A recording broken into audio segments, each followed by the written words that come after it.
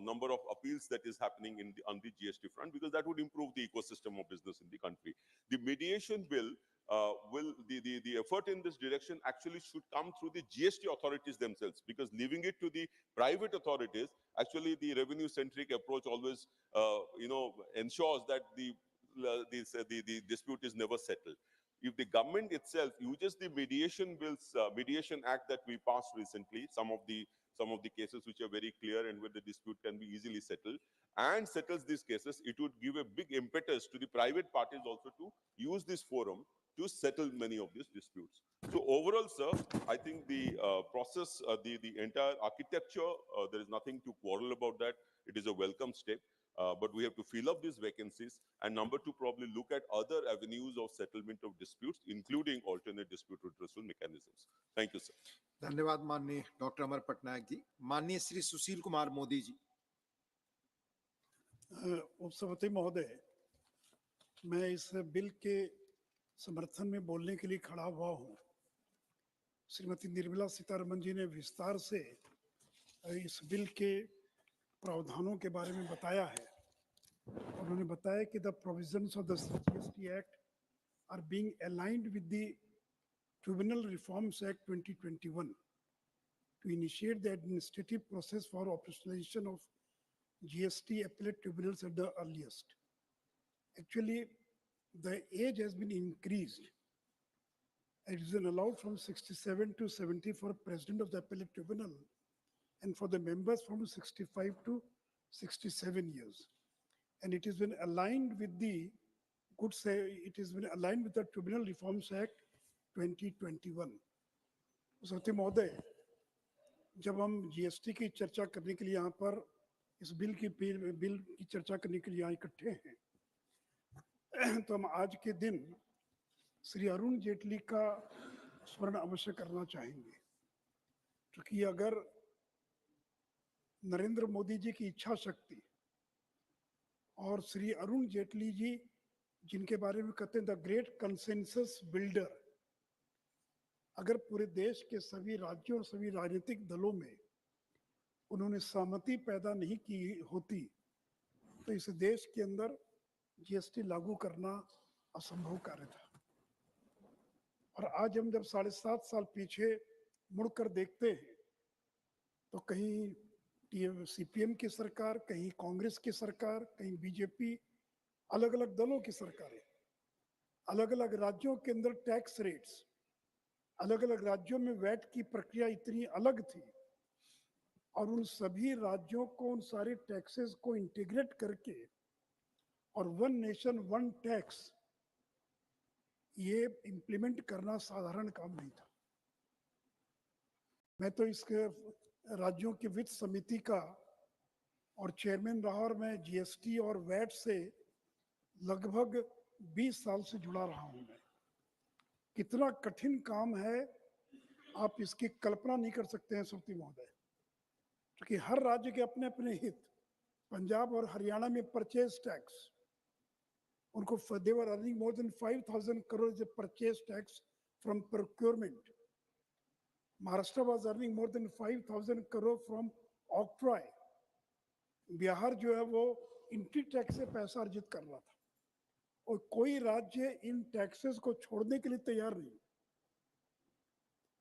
इसलिए मैं श्री अरुण जेटली जी को अपनी विनम्र श्रद्धांजलि अर्पित करता हूं, जिनके बारे में एक शब्द में द ग्रेट कंसेंसस बिल्डर, और उन्होंने सभी पार्टियों के लोगों को एक साथ बैठाकर और दोनों सदनों में, राज्यसभा और लोकसभा में सर्वसम्मति से कॉन्स्टिट्यूशन अमेंडमेंट बिल को पारित करवाया। और मैं सभी दलों को भी धन्यवाद देना चाहूंगा। और जो काम मनमोहन सिंह नहीं कर पाए, प्रणब मुखर्जी नहीं कर पाए, वो काम से नरेंद्र मोदी की सरकार ने करके दिखला दिया। तो इसलिए सभापति महोदय, दूसरी एक बड़ी बात है, जीएसटी के अंदर जीएसटी काउंसिल एक ऐसी बॉडी है, इस बॉडी के अंदर सभी राज्यों के वित्त मंत्री शामिल हैं, और केंद्रीय वित्त मंत्री अभी निर्मला जी हैं, वो उसकी चेयरमैन है। पिछले 7.5 साल में एक निर्णय छोड़कर एक भी निर्णय वोटिंग से नहीं हुआ। बाहर जाकर कुछ भी लोग बयान देते हों, विरोध करते हों, लेकिन जीएसटी काउंसिल की बैठक में सारे निर्णय सर्वसम्मति से लिए गए। ये भी कोई साधारण काम नहीं है। और मैं निर्मला जी को धन्यवाद देना चाहूंगा। मैंने देखा इनको कि अरुण जेटली के बाद हम लोग को डर लगता था कि जीएसटी काउंसिल कैसे चलेगी, क्या अरुण जेटली जिस तरह से चला पाते थे कोई दूसरा चला पाएगा।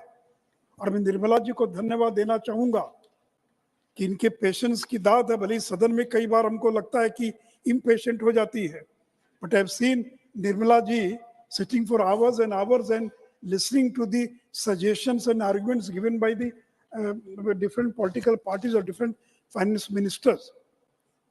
इससे सती महोदय, ये एक ऐसी बॉडी है जो देश के सभी राज्यों को रिप्रेजेंट करती है, सभी व्यूज को रिप्रेजेंट करती है, घंटों चर्चा होती है और अंत में बिना वोटिंग के सर्वसम्मति से निर्णय किया जाता है।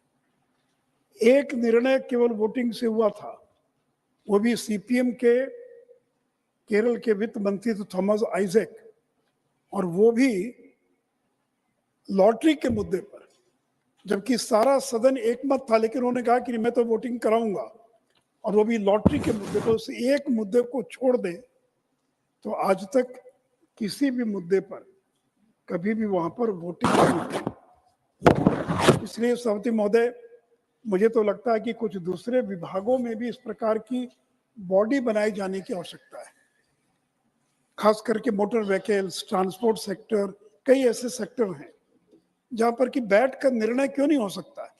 क्यों अलग अलग राज्यों में टैक्स की रेट्स अलग होगी, प्रक्रिया अलग होगी, क्यों नहीं पूरे देश में वन टैक्स वन रेट हो सकता है। तो इसलिए जीएसटी काउंसिल का जो कंसेप्ट है, इस कंसेप्ट को बाकी कई विभागों में भी उसको रेप्लिकेट किया जा सकता है। सभापति महोदय, इस जीएसटी की एक बड़ी खासियत ये रही कि सब कुछ ऑनलाइन है, यानी आप अमेरिका में भी बैठकर टैक्स पेमेंट कर सकते हैं, रिटर्न फाइल कर सकते हैं। मैं तो लंबे समय तक बिहार का वित्त मंत्री रहा 2005 से, और मैंने वैट के समय में देखा कि लोगों को बैंक जाना पड़ता था चलान पास कराने के लिए, और ट्रेजरी में जाकर पैसा जमा करते थे। रिटर्न फाइल करना कितना कठिन काम होता था। आज सब कुछ ऑनलाइन है, रजिस्ट्रेशन ऑनलाइन, रिटर्न ऑनलाइन, जो टैक्स जमा करना वो ऑनलाइन, रिफंड ऑनलाइन। आपको कॉमर्शियल टैक्सेस डिपार्टमेंट जाने की जरूरत नहीं है। लोगों ने देखा नहीं कि ऑफिस कहां पर है, और लोगों ने देखा भी था एक समय के अंदर। और ये जीएसटी नेटवर्क, ये मुझे लगता है कि दुनिया का सबसे बड़ा नेटवर्क है जीएसटीएन, जो जीएसटी नेटवर्क के नाम से जाना जाता है। करोड़ों करोड़ ट्रांजैक्शंस को किस तरह से और कंपाइल करता है, तो ये भी दुनिया का सबसे बड़ा नेटवर्क, ये जीएसटी का नेटवर्क जो है, ये भी भारत सरकार के प्रयास से और आज चल रहा है। सती महोदय, वो दिन भी आपको याद होगा, हर राज्य में चेक पोस्ट होता था। अगर तमिलनाडु से कोई गुड्स लेकर चला और अगर बिहार तक आना है तो उसको एक आधे दर्जन राज्यों में चेक पोस्ट पर रुकना पड़ता था, अपने गुड्स की जांच करानी पड़ती थी। सारे बैरियर्स खत्म, सारे चेक पोस्ट खत्म, लॉजिस्टिक कितना आसान हो गया, और इसके कारण कितने पेट्रोल की बचत हुई, कितने डीजल की बचत हुई, आप इसकी कल्पना कर सकते हैं। और पूरे देश के अंदर जो टैक्स रेट तमिलनाडु में वही बिहार के अंदर, और जो पांडिचेरी में है वही टैक्स रेट जो है मिजोरम के अंदर। तो इसलिए वन टैक्स वन रेट। और सौती महोदय, मुझे बड़ा दुख होता है कि कांग्रेस के एक बड़े नेता इसको गब्बर सिंह टैक्स करते हैं। वो गुड्स एंड सर्विस टैक्स नहीं कहते कि ये गब्बर सिंह टैक्स है। अगर गब्बर सिंह टैक्स है तो घोषणा करें कि अगर हमारी सरकार गलती से बन गई, जो बननी नहीं है, तो हम जीएसटी को खत्म कर देंगे, है मत तो घोषणा करें। लेकिन आए दिन में देखता हूं कि वो कहते हैं ये गब्बर सिंह टैक्स है किसी कांग्रेस शासित राज्य की हिम्मत कि जीएसटी में काउंसिल के निर्णयों को अपने राज्य में वो इम्प्लीमेंट ना करें? मुझे याद है कि 1 साल पहले ये कुछ चीजों पर टैक्स रेट बढ़ाने का निर्णय लिया गया था, फूड ग्रेन आइटम्स और बाकी पर। कितना विरोध हुआ, लेकिन क्यों कांग्रेस शासित राज्यों ने उसको लागू किया? अगर वो टैक्स रेट गलत था तो आप लागू नहीं करते। और सबसे पहले केरल की सरकार ने लागू किया, जो बाहर में इतने बयानबाजी कर रहे थे। इसलिए सती महोदय, बाहर जो बयान दें पॉलिटिकल कंजम्पशन के लिए, लेकिन सदन के भीतर जीएसटी काउंसिल में जो निर्णय होता है उसको सभी राज्य जो है और यथावत लागू करने का काम करते हैं। और सभापति महोदय इतना ही नहीं, तो इसके अंदर 1,67,000 करोड़ का नवंबर महीने में और टैक्स कलेक्शन हुआ है, जो रिकॉर्ड टैक्स कलेक्शन है 1,67,000 करोड़। और जिन लोगों को लगता था कि जीएसटी आएगा तो टैक्स कर संग्रह बढ़ेगा कि नहीं बढ़ेगा, तो रिकॉर्ड 1,67,000 करोड़ से ज्यादा का संग्रह हुआ है। और 1,60,000 करोड़ की जो लिमिट है कि का जो उसको तो इस साल 1 साल में कई बार जो है इन लोगों ने पार करने का काम किया है। और सती महोदय, अब देश के जो छोटे व्यापारी हैं उन्होंने भी जीएसटी को स्वीकार कर लिया है।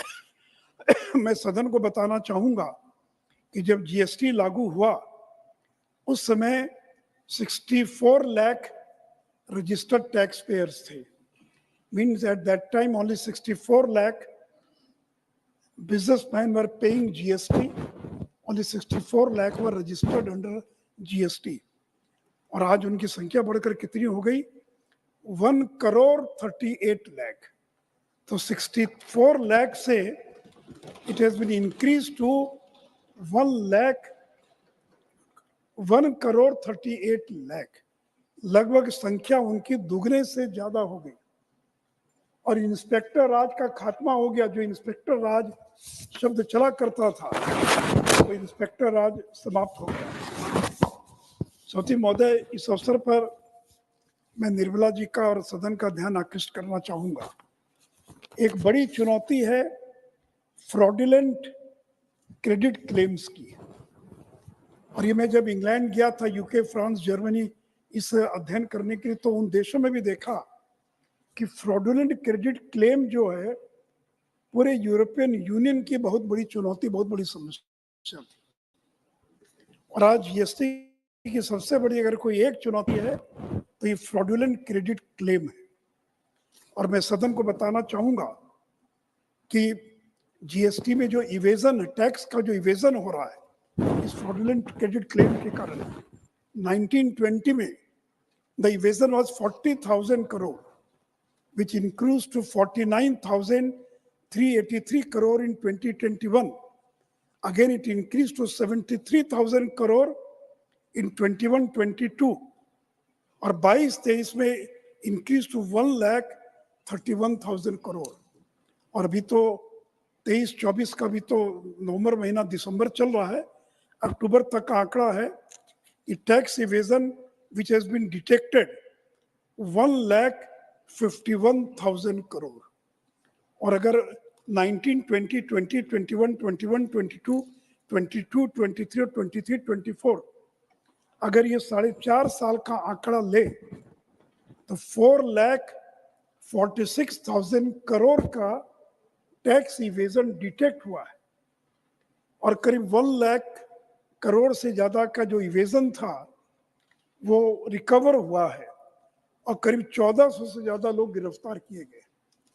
ये मैं जानता हूं कि जीएसटी काउंसिल के सभी राज्य के लोग लगे हैं कि ये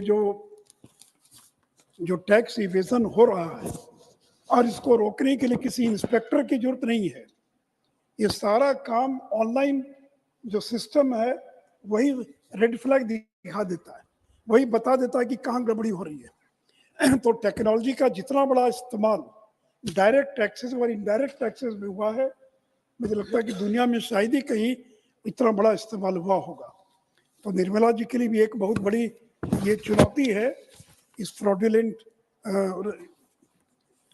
जो फ्रॉडुलेंट क्रेडिट क्लेम है उस संबंध में मैं सुझाव देना चाहूंगा कि एक तो simplified registration and return process can be considered for those tax payers who intend to buy and sell only within a state, जो इंटर स्टेट बिजनेस नहीं करते हैं, अपने ही राज्य में माल की खरीद करते और बिक्री करते हैं, उनके लिए एक सिंपल रजिस्ट्रेशन और रिटर्न का प्रोसेस जो है इसके बारे में और गंभीरतापूर्वक विचार करना चाहिए. Because such tax payers do not pose the risk of passing inter state credit which can be buried deep through a network of shell companies. दूसरी बात ये कि जो फ्रॉडुलेंट क्रेडिट क्लेम करने वाले जो लोग हैं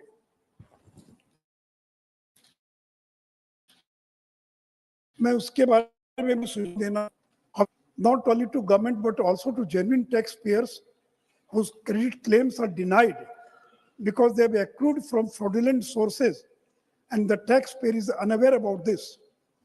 इसको डील करने के लिए robust system of risk profiles may be set up to forewarn likely suspects and subjecting to such persons to comprehensive and physical scrutiny before granting them registration.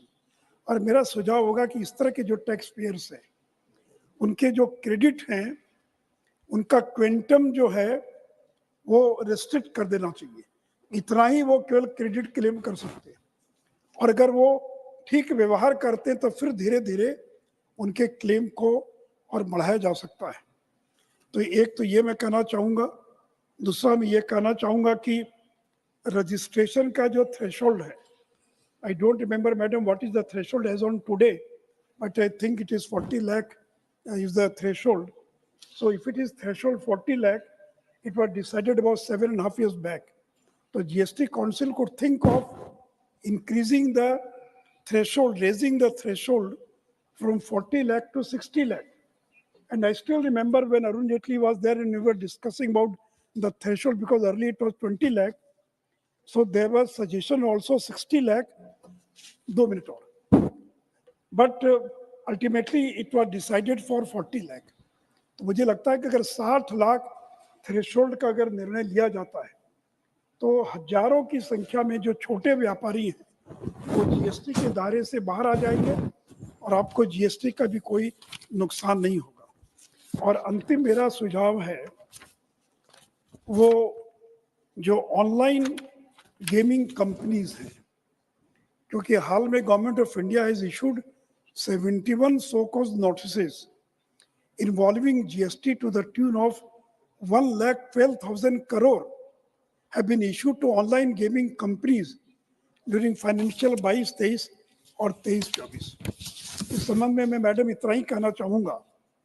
To avoid a situation like the online gaming issue, where huge demands have been created for the entire GST period and bunched in just few months, कुछ ही महीनों में आपने notice देकर पूरे period का 1,12,000 करोड़ की notice दे दिया.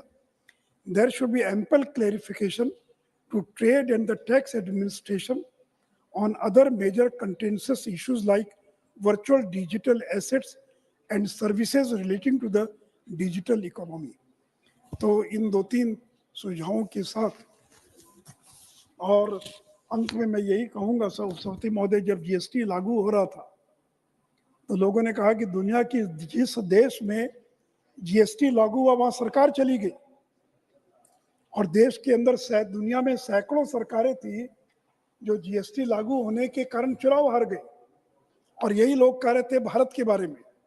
मैं धन्यवाद देना चाहूँगा नरेंद्र मोदी जी को जिन्होंने जीएसटी लागू किया और चुनाव हारने के बजाय प्रचंड बहुमत से और हम दोबारा लौट कर आए. इन्हीं शब्दों के साथ मैं इस बिल का समर्थन करता हूँ. धन्यवाद. धन्यवाद माननीय श्री सुशील कुमार मोदी जी. ऑनरेबल श्री विडामस्थान Rao Yadav. Thank you, Chairman, sir. 5 minutes. Thank you. So, Honorable Chairman, sir, fellow members of the House, as we stand here today, we mark a crucial milestone in the journey of Goods and Service Tax Act, the proposed establishment of Goods and Service Tax Tribunal, Appellate Tribunal. This long-awaited body promises a dedicated platform for the taxpayers to seek clarity and addressal on their GST concerns, alleviating the burden of navigating the existing legal system. I would like to begin with some commendable aspects of the bill. Positive, sir. As mentioned above, the Goods and Service Tax Appellate Tribunal represents a dedicated platform to seek clarity on tax positions and resolve outstanding appeals against first appellate orders. The GSTAT will provide taxpayers with a faster and more convenient way to seek redressal for tax concerns. This could potentially reduce legal costs and delays associated with navigating the High Court system. Sir, our concerns and suggestions are higher number of GST slabs. Current system. Regular taxpayers face 5 primary slabs, that is 0%, 5%, 12%, 18%, 28%, and additional rates like 3% and 0.24% plus a varied cess. Complexity and confusion. India's high number of GST slabs, 5 primary and 2 additional and plus cess, creates confusion for taxpayers, increasing administrative burden and potential errors. So multiplicity of rates hinders tax administration, requiring extensive resources for managing different rates and preventing leakages. Our suggestions are gradual reduction. Implement a phased approach to reduce the number of slabs, potentially merging adjacent rates or creating broader categories, that is 3 to 4 times over time. Rationalized cess system. Review and streamline the cess structure, potentially merging or eliminating certain categories or simplifying calculation methods. Strengthening IT infrastructure. The goods and service tax network has been plagued by repeated technical glitches, disrupting smooth return filing for businesses. These malfunctions are not isolated incidents. In 2019, a system crash triggered by a surge in filings caused widespread inconvenience and hindered compliance efforts for thousands of taxpayers. Our suggestions are scalable infrastructure, upgrading the GSTN infrastructure to handle spikes in user activity and increased data volume can prevent crashes and ensure system stability during the peak periods. Data reconciliation mechanism. Implementing the automated data reconciliation system can identify and rectify discrepancies between taxpayer data and government records, streamlining return processing and minimizing errors. User-friendly interface redesign. Simplifying the GSTN portal interface with clear navigation and plain language can enhance user experience and improve accessibility for taxpayers with varying technical proficiency. By addressing these challenges and implementing the proposed solution, the GSTN can become a more reliable and user-friendly platform, facilitating smooth return filing and enhancing compliance for businesses across India. Sir, our concerns of anti-profiting matters. The effectiveness and fairness of the Competition Commission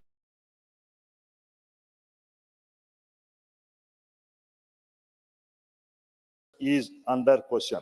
Several factors contribute to this concern, sir. Case backlog. With nearly 130 cases pending as of October 2023, the CCI faces a significant backlog, causing delays and potentially deterring businesses from passing on rate reduction due to the fear of lengthy investigations and penalties. Streamline case processing, sir. Implement measures to expedite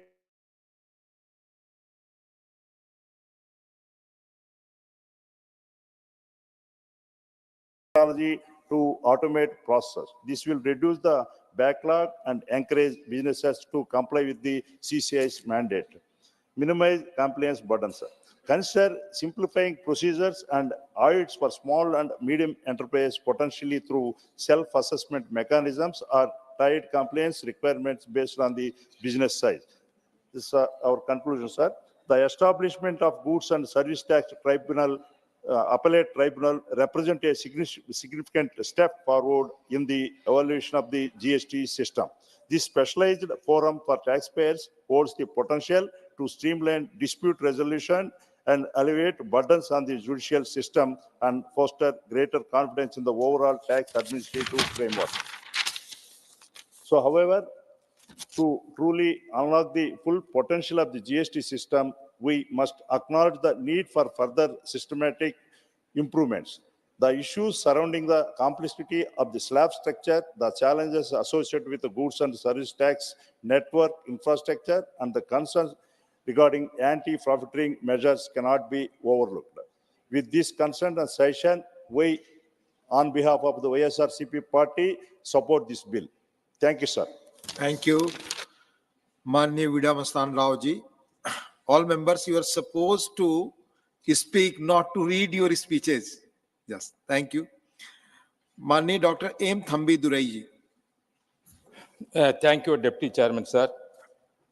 I rise to participate in the discussion on the Central Goods and Services Amendment, Second Amendment Bill brought by Honorable Finance Minister to amend the Central GST Act 2017, sir. Honorable Member for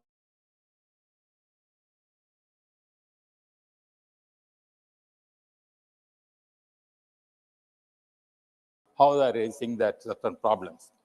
I want to bring to the kind notice to the through you to Honorable Finance Minister and the government also, sir. Even though it's putting a single tax, the tax revenues are coming and sharing, both the states are sharing. In Tamil Nadu, for example, say, the inspection Raj, our Modi said, former finance, there is no inspection Raj. But in Tamil Nadu, if you take a lot of inspection Raj going on, harassing the people. For example, if the secretariat department is also there, they are coming. Instead of GST, people are not coming. GST people. These sales tax people are harassing everywhere, going and collecting, torturing, putting fines and everything. They are creating. Because, and I'm, sir, regarding because why we are collecting the tax and everything to help the people. Now, present important situation of Tamil Nadu, what we are facing, that I want to highlight because Finance Minister is here, sir.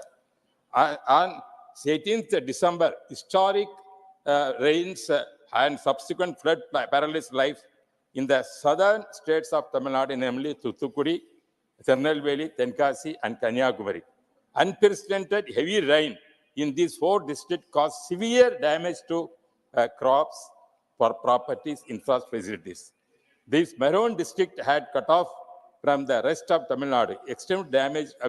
But the present government, what Tamil Nadu government says, due to meteorology, they are not going properly forecasted that.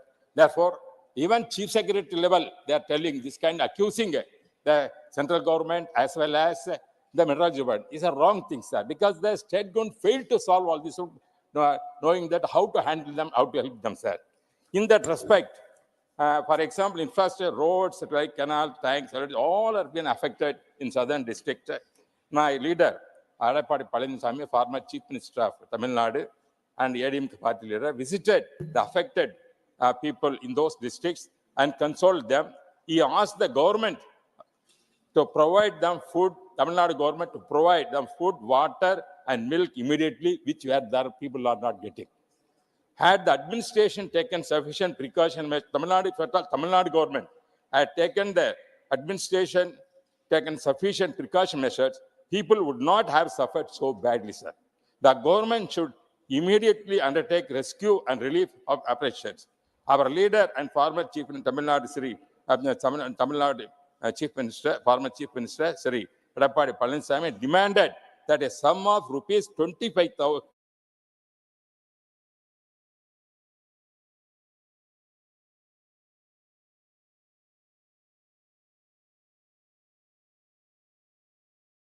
and also, I request, sir, especially the state government, what they are doing, putting always, they're collecting the money from central government. You are We right. don't know how they are spending, what they told me, could not understand. But always putting the blame on some other side, failing their Subject is maladministration. GST, No, please. subject means, sir, because Yes. it's a GST, because our former finance, your finance minister details said about the subject, what subject, in the correlation. I'm also speaking that, sir, you have to allow me, because serious matter. If you take Tamil Nadu tax system, if you take what they are doing, in Tamil Nadu government, they are increased, they are blaming central government not getting the fund, but they are raising fund as they like, affecting the Tamil Nadu people. They are putting taxes, increase property tax heavily, and also proper registration tax also increased there, or property registration also increased. Electricity rates also increased. Milk price also increased.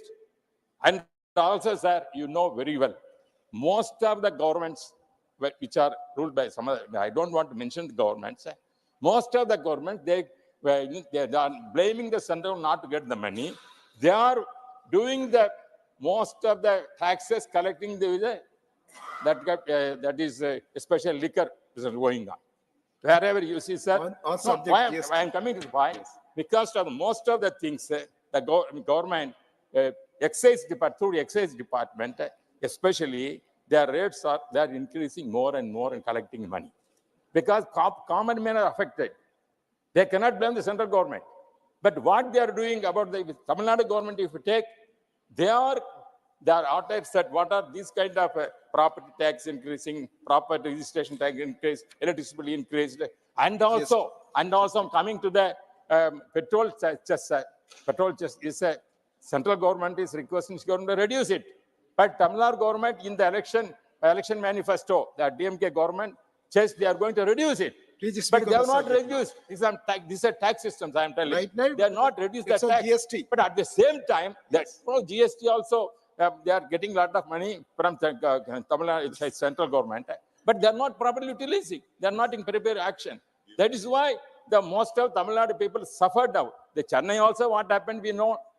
4,000 crores we had, we don't know. But they demanded 5,000 from central government. Now, last time, yesterday also, our chief minister, Tamil Nadu chief, came and met Honorable Prime Minister seeking the help. But central government, even whether they are using properly that money, that is what I'm raising here. That is, I'm more concerned that our people must who affected these areas, especially I told you regarding the districts in Tamil Nadu, Yes, speak on the Thuthukudi, subject now. Tirunelveli, Tenkasi. Yes, you have already spoken on this. I finishing, Speak sir. on the subject. Therefore, our former Chief Minister, Edappadi Palaniswamy, requested the Union government and Prime Minister should consider people's sufferings and provide sufficient relief funds, because we are not having any faith on the state government. They are not properly utilizing, only putting blames. I request the central government come forward to help rescue our Tamil Nadu people, sir. Thank you. Thank you. Thank you. Honorable Dr. K. Lakshmanji. Thank you, Deputy Chairman, sir. At the outset, I would like to support the bill introduced by Honorable Finance Minister, Madam Nirmala Sitharamanji. It not only extends the upper age limit of GST appellate tribunal chairman to 67 years, but also allows the advocates with 10 years of experience to be eligible to become members. Sir, the bill introduced by Modi ji's government is not only a reform, it will not only increase the overall efficacy of the functioning of tax tribunal, but will promote the ease of doing business. Due to inability of the earlier Congress government to introduce such reforms for the last 70 years in their rule, more than 80,000 cases are still pending before the indirect tax tribunals of the country. The introduction of bill not only helped drastically, but reduce the pendency of cases. हमारे नेता सुशील जी ने विस्तार रूप से GST के बारे में वो जिक्र किया, और मैं ज़्यादा राजनीति न करते हुए इतना ही बताना चाहता हूं कि जहां भी हमारे गैर भाजपा शासित राज्य बार बार हमारे पेट्रोल और डीजल के महंगाई के बारे में वो जिक्र करते हैं, पर जब बात आती है तब वैट 1 रुपए भी उसमें कटौती नहीं करते हुए किस तरह उंगली हमारे सरकार के ऊपर बताने के लिए वो प्रयास करते रहते. But when it comes to the discussion on the inclusion of this petroleum products and taxes into the purview of GST, कोई भी हमारा विपक्ष के राज्यों में सहमत नहीं देते. बाहर तो बताते कि महंगाने के बारे में, मगर जब जीएसटी की परव्यू की बात आती है तो कभी उसका समर्थन नहीं की. ये तो सभी लोगों को जानकारी है. But when it comes to the point of bill, sir, it is natural that litigations and taxes go together. It is an unending fight between a taxpayer and a tax collector. Provision of dispute resolution mechanism in the statute is the key to such disputes. Tribunal is the second tier in the GST appeal mechanism. Due to litigation, the GST tribunals could not be so far constituted. Tribunal, being the highest fact-finding authority, must be the place where the disputes must end. The proposed amendment shows the government's commitment to ensure speedy justice to the taxpayers. इसके पहले जैसे बताया सुशील जी ने one nation one tax के बारे में, आज not only it has helped the ease of doing business for the business people and record collection of 1,67,000 crores. Hats off to our Honorable Finance Minister and Modi ji's government, which is also a transparent and accountability. And have been seen from the government side, Madam Nirmala ji, the share of the states are being contributed on time without any delay. Isliye, I once again thank the government for giving an opportunity to good number of advocates to be part of this statutory authority. Madam, my suggestion from my side that chartered accountants with the same qualifications as that of advocates may also be considered for appointment as members of GST tribunals. As many CS have been successfully functioning as members of the income tax appellate tribunals, experience and expertise of CS in accounting procedures would be an added advantage on the benches of tribunal. So while congratulating the government for successfully implementing the GST law in our federal setup, I fully support this bill and I stand here to support this bill. Thank you, sir. Thank you, Dr. K. Lakshman ji. माननीय Shri Kartikeya Sharma ji. Thank you, Chairman, sir. Sir, this bill intends to align certain provisions of the Central Goods and Services Taxes Act 2017 with the Tribunal Reforms Act 2021. Sir, I rise to speak in the favor of this bill. So the bill is also a testimony of the resolve of Honorable Prime Minister towards streamlining of rules. More than 1,500 redundant and obsolete laws have already been done away with. And with such measures, measures are in addition to the process of enhancing administrative efficiencies in reducing the workload and the caseload. Sir, the GST has ushered in a new era of financial governance leading to enhanced financial administration. GST has not only widened the tax collection, but has also led to formalization of the Indian economy. From fragile 5 to top 5, the Indian economy has traveled a long distance in the last 9 years under this government. In 2013-14, our per capita income was 68,000, which has now increased to 1,80,000 rupees in 2023. In 2014, the capital expenditure was 3.9 lakh crores, and the Union government under the leadership of Honorable Prime Minister Shri Narendra Modi added to rupees 10 lakh crores by 2023. Between 2004 and 14, tax collection was 19 lakh crores, which has now increased to 70 lakh crores in the 9 years from 14 to 23. The GST collection has reached 1.87 lakh crores in April 23, and the monthly average GST collection is 1.69 lakh crores. Our foreign exchange reserves were at 309 billion. They stand today at 593 billion. Today, the Indian stack enabling digital India is a focal point of global discussion. In financial year 23, over 103 billion digital transactions worth over 166 trillion Indian rupees of transactions across India. The number of transactions was estimated to rise up to over 411 billion by 20 27 in the country, sir. These numbers are just mind-boggling. The world is flabbergasted at our success in the digital payment ecosystem. The robust new companies registration depicts strong growth intentions. Around 93,000 companies were registered in the first half of 23-24 as compared to the 59,000 5 years back. The average daily registration of new companies increased to 622 in 23-24, an increase of almost 58% from 395 in 18-19. All scheduled commercial banks' credit growth year on year has been accelerated since early 2022. Aggregate deposits grew by 13.2% and credit by 20% till September. In the coming months, we expect the credit demand to increase even further.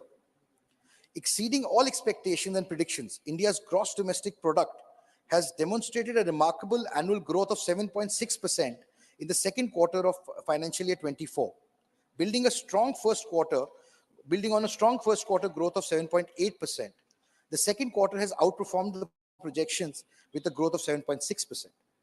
The IMF in its recent report, very recently, sir, has applauded India's economic performance and has termed it as a star performer, contributing it to 16% of the global economic growth.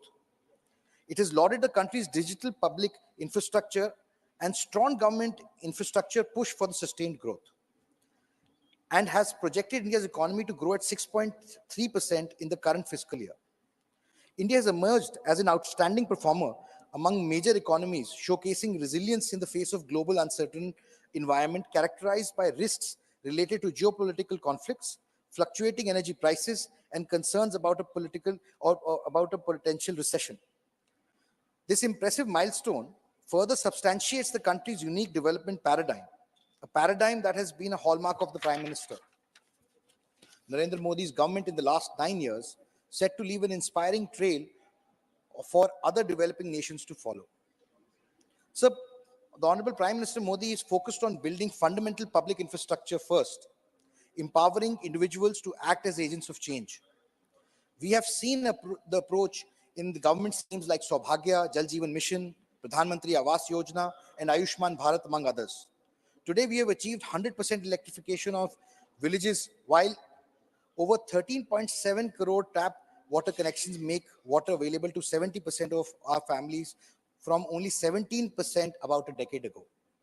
So, India is following a 4D model of development, demography, democracy, and diversity. And the period till 2047 is one of the huge opportunities that Indians who are living in this era have a great chance to lay a foundation for the growth that will be remembered for times to come. For a long time, India was perceived as a nation of 1 billion hungry stomachs.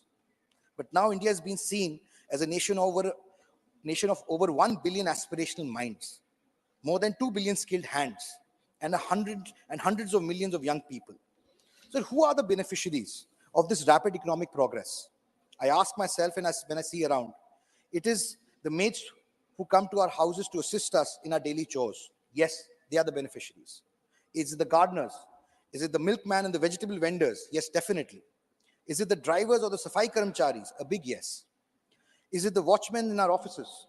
It is the employees in my firm, which I can personally vouch for. It is the ST, SC, women in the weaker sections of the rural India, which I travel to almost every other day. Sir, the economic progress has actually percolated down to the last person in the queue. And Antyodaya ka uday hua hai. Sir, I would like to thank the Honorable Finance Minister for addressing the concerns of the Honorable Supreme Court and being able to bring this bill to its culmination point. It is for the leadership and the vision of the Honorable Prime Minister that young Indians are thinking of coming back to India and not leaving India. The reverse brain drain, which is unheard, has begun. Modi is definitely a short form for man on development of India. Thank you, sir. Thank you, Kartikeya ji. माननीय श्री अजय प्रताप सिंह जी.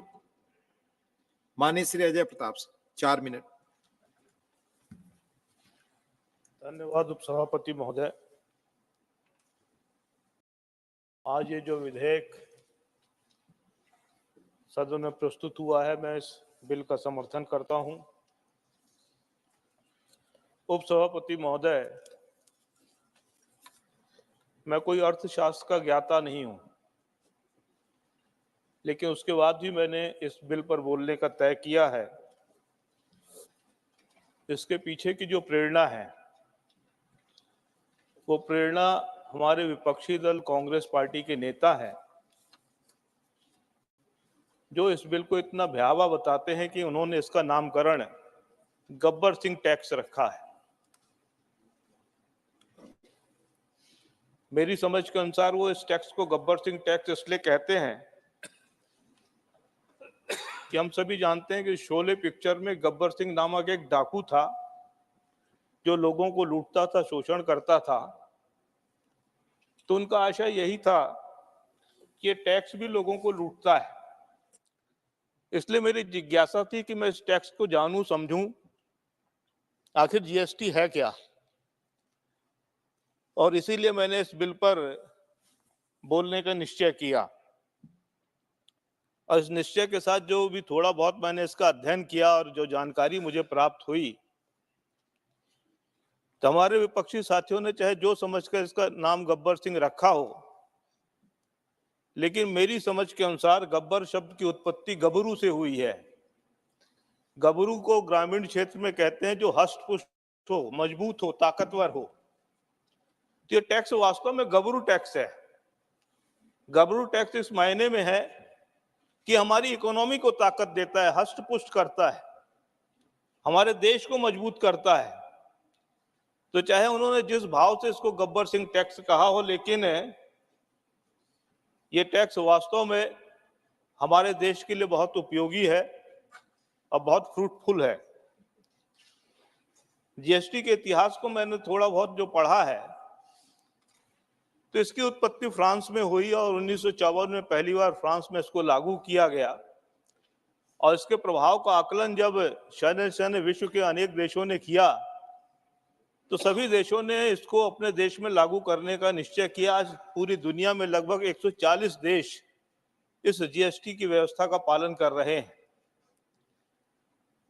हमारे हिंदुस्तान में स्वर्गीय अटल बिहारी वाजपेयी जी की सरकार पहली सरकार थी जिसने इस दिशा में पहला कदम बढ़ाया और कालेलकर कमेटी का गठन किया, जो जीएसटी के संदर्भ में इसको हिंदुस्तान में कैसे लागू किया जा सकता है, इसके प्रभाव का आकलन करने की जिम्मेवारी उसे कमेटी को सौंपी गई। उस कमेटी ने अपनी रिपोर्ट सौंपी। उस रिपोर्ट से किसी की असहमति नहीं थी। कांग्रेस पार्टी ने भी इसको लागू करने का प्रयास किया। 2011 में तो एक यहाँ पर सदन के अंदर बिल भी लेकर आए, लेकिन जैसे हमारे वरिष्ठ नेता आदरणीय सुशील कुमार मोदी जी ने कहा कि उनमें राजनीतिक इच्छा शक्ति का अभाव था, इसके कारण उस बिल को पारित नहीं करा पाए। 2014 में जब वर्तमान प्रधानमंत्री आदरणीय नरेंद्र मोदी जी के नेतृत्व में जब सरकार बनी भारतीय जनता पार्टी की, तो हमारे प्रधानमंत्री आदरणीय नरेंद्र मोदी जी के दृढ़ इच्छा शक्ति के कारण, दृढ़ संकल्प शक्ति के कारण 2016 में यह बिल एक संविधान संशोधन 101वें संविधान संशोधन के रूप में पारित हुआ और 2017 में यह पूरे देश में लागू हुआ। और ये लागू करना आसान बात नहीं थी, बहुत सारी जटिलताएं थी। विश्व के जो दूसरे देश हैं जहां पर ये सफलतापूर्वक लागू हो रहा है, उनकी जो स्थानीय परिस्थिति है, उनकी जो भौगोलिक परिस्थिति है और भारत की भौगोलिक परिस्थिति, भारत की जो आर्थिक संरचना है, उसमें काफी विभिन्नता है। इसके कारण एक बड़ी चुनौती थी। आदरणीय सुशील मोदी जी ने ठीक ही स्वर्गीय अरुण जेटली जी का स्मरण किया है। उन्होंने अपनी कुशलता और मेधा के साथ, अपने चातुर्य के साथ, लोगों को कन्विंस करने की पावर के साथ पूरे देश के अंदर जो विभिन्न विचारधाराओं का प्रतिनिधित्व करने वाली राज्य सरकारें थी, उनके प्रतिनिधियों को सहमत किया, एक टेबल पर बैठाया और आज परिणाम है कि ये जीएसटी पूरे देश में समान रूप से लागू है, सभी सहमत हैं।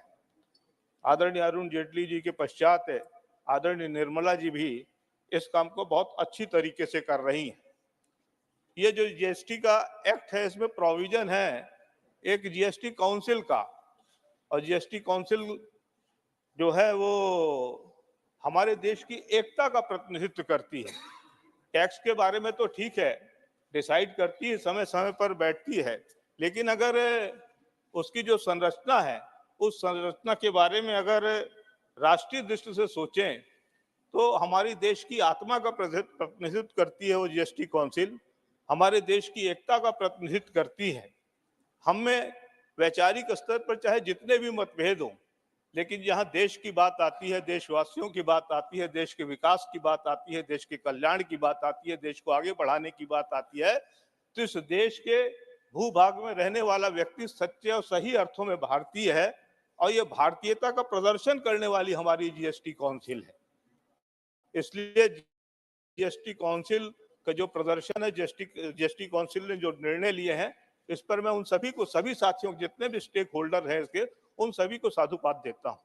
हमारे प्रधानमंत्री आदरणीय नरेंद्र मोदी जी ने जब शपथ ग्रहण की थी तो उन्होंने एक बात कही थी कि हमारी सरकार ऐसी सरकार होगी जो लेस गवर्नमेंट मोर गवर्नेंस पर कार्य करेगी।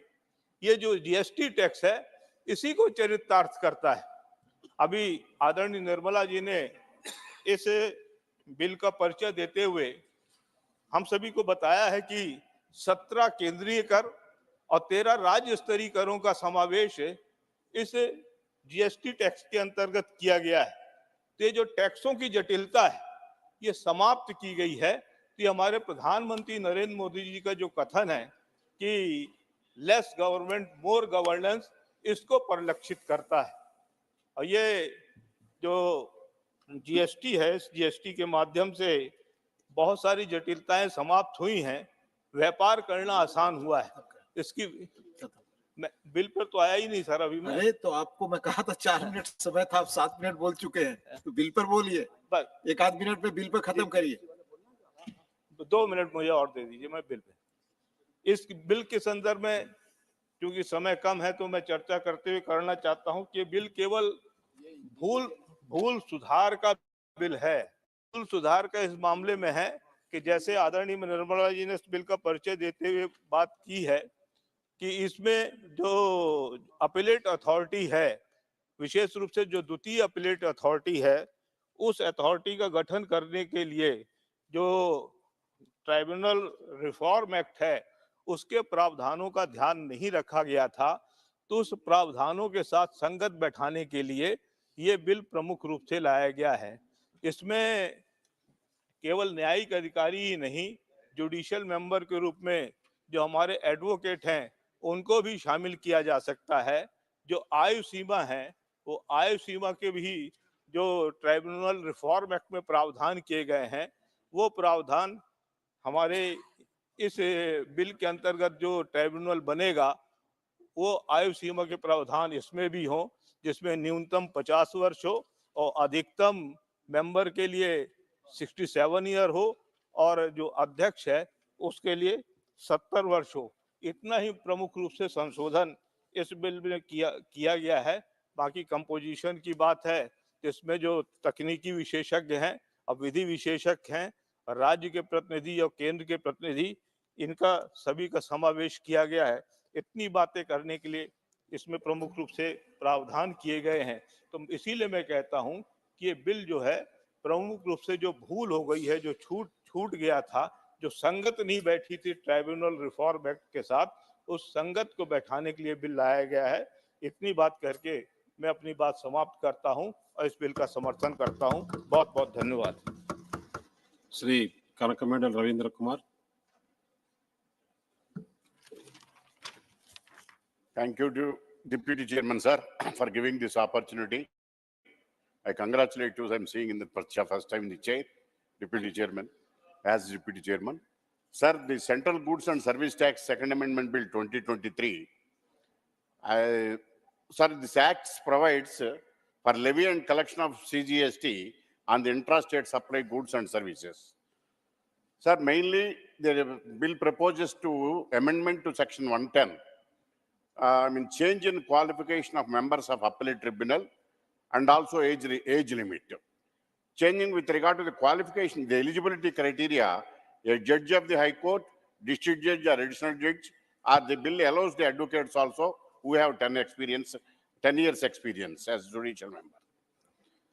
Sir, I request the Honorable Finance Minister instead of relaxing the age limit and extending the age limit, several advocates have been practicing in tax sites also.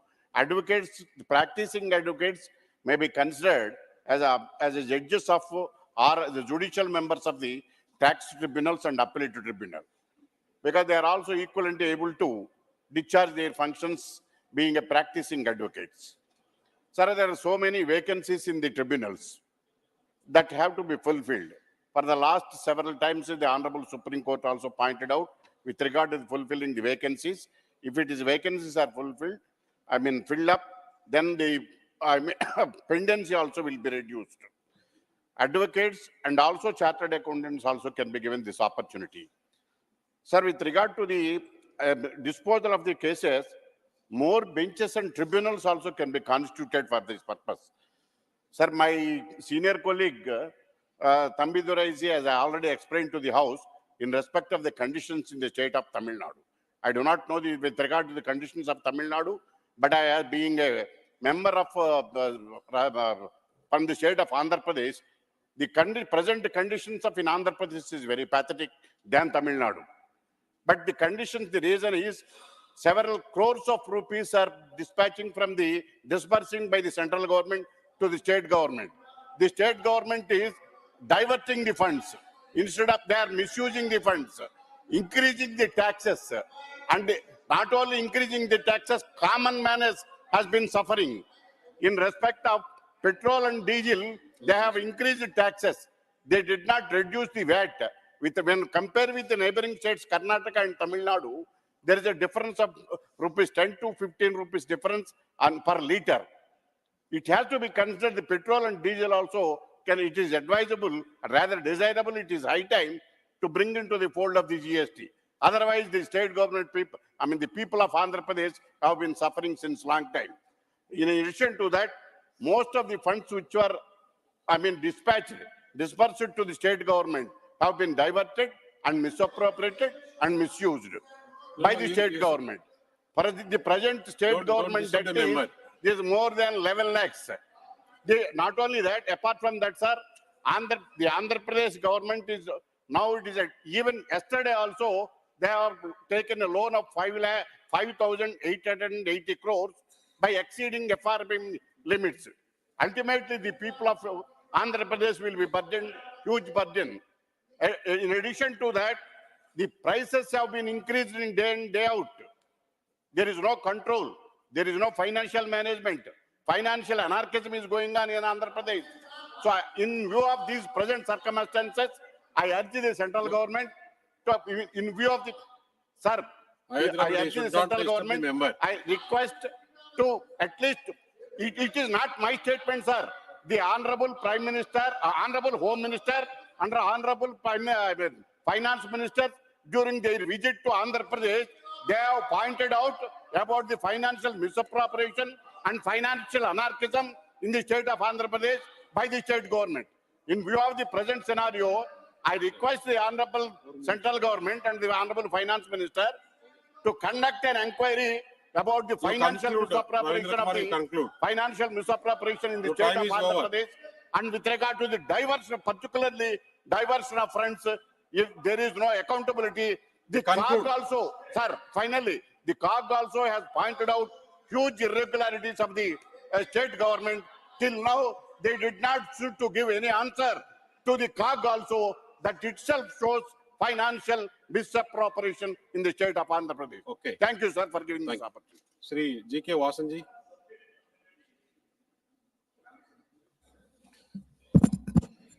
Sir, this is a very important bill, sir.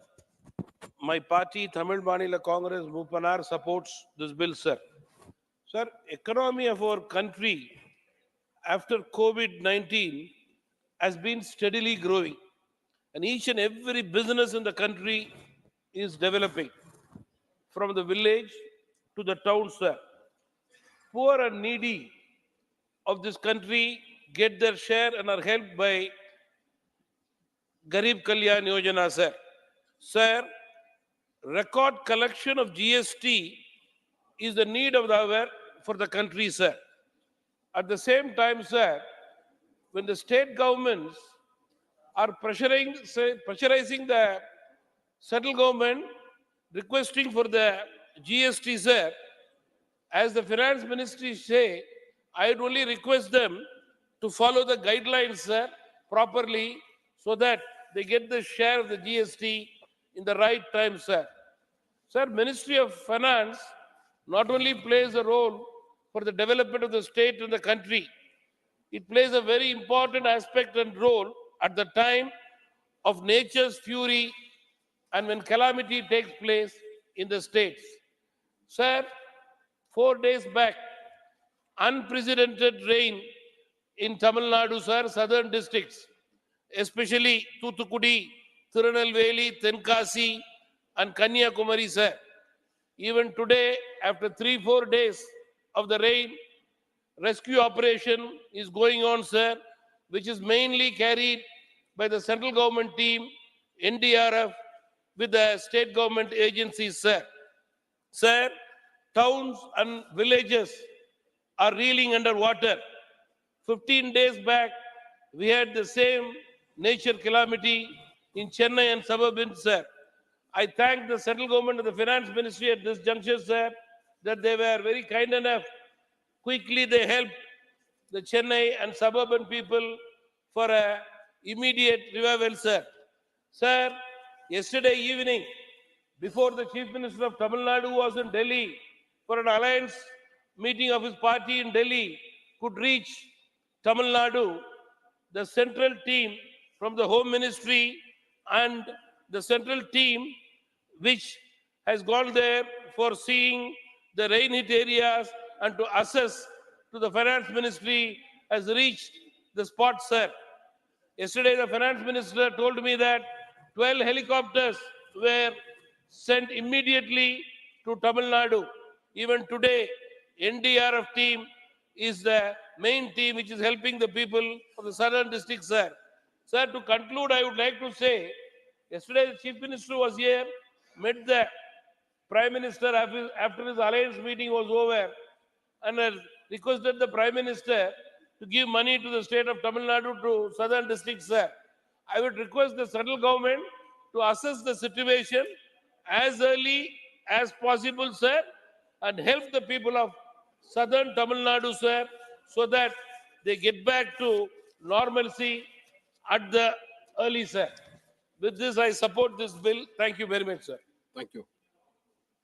Srimati Ramilaben Bachurbai Bera.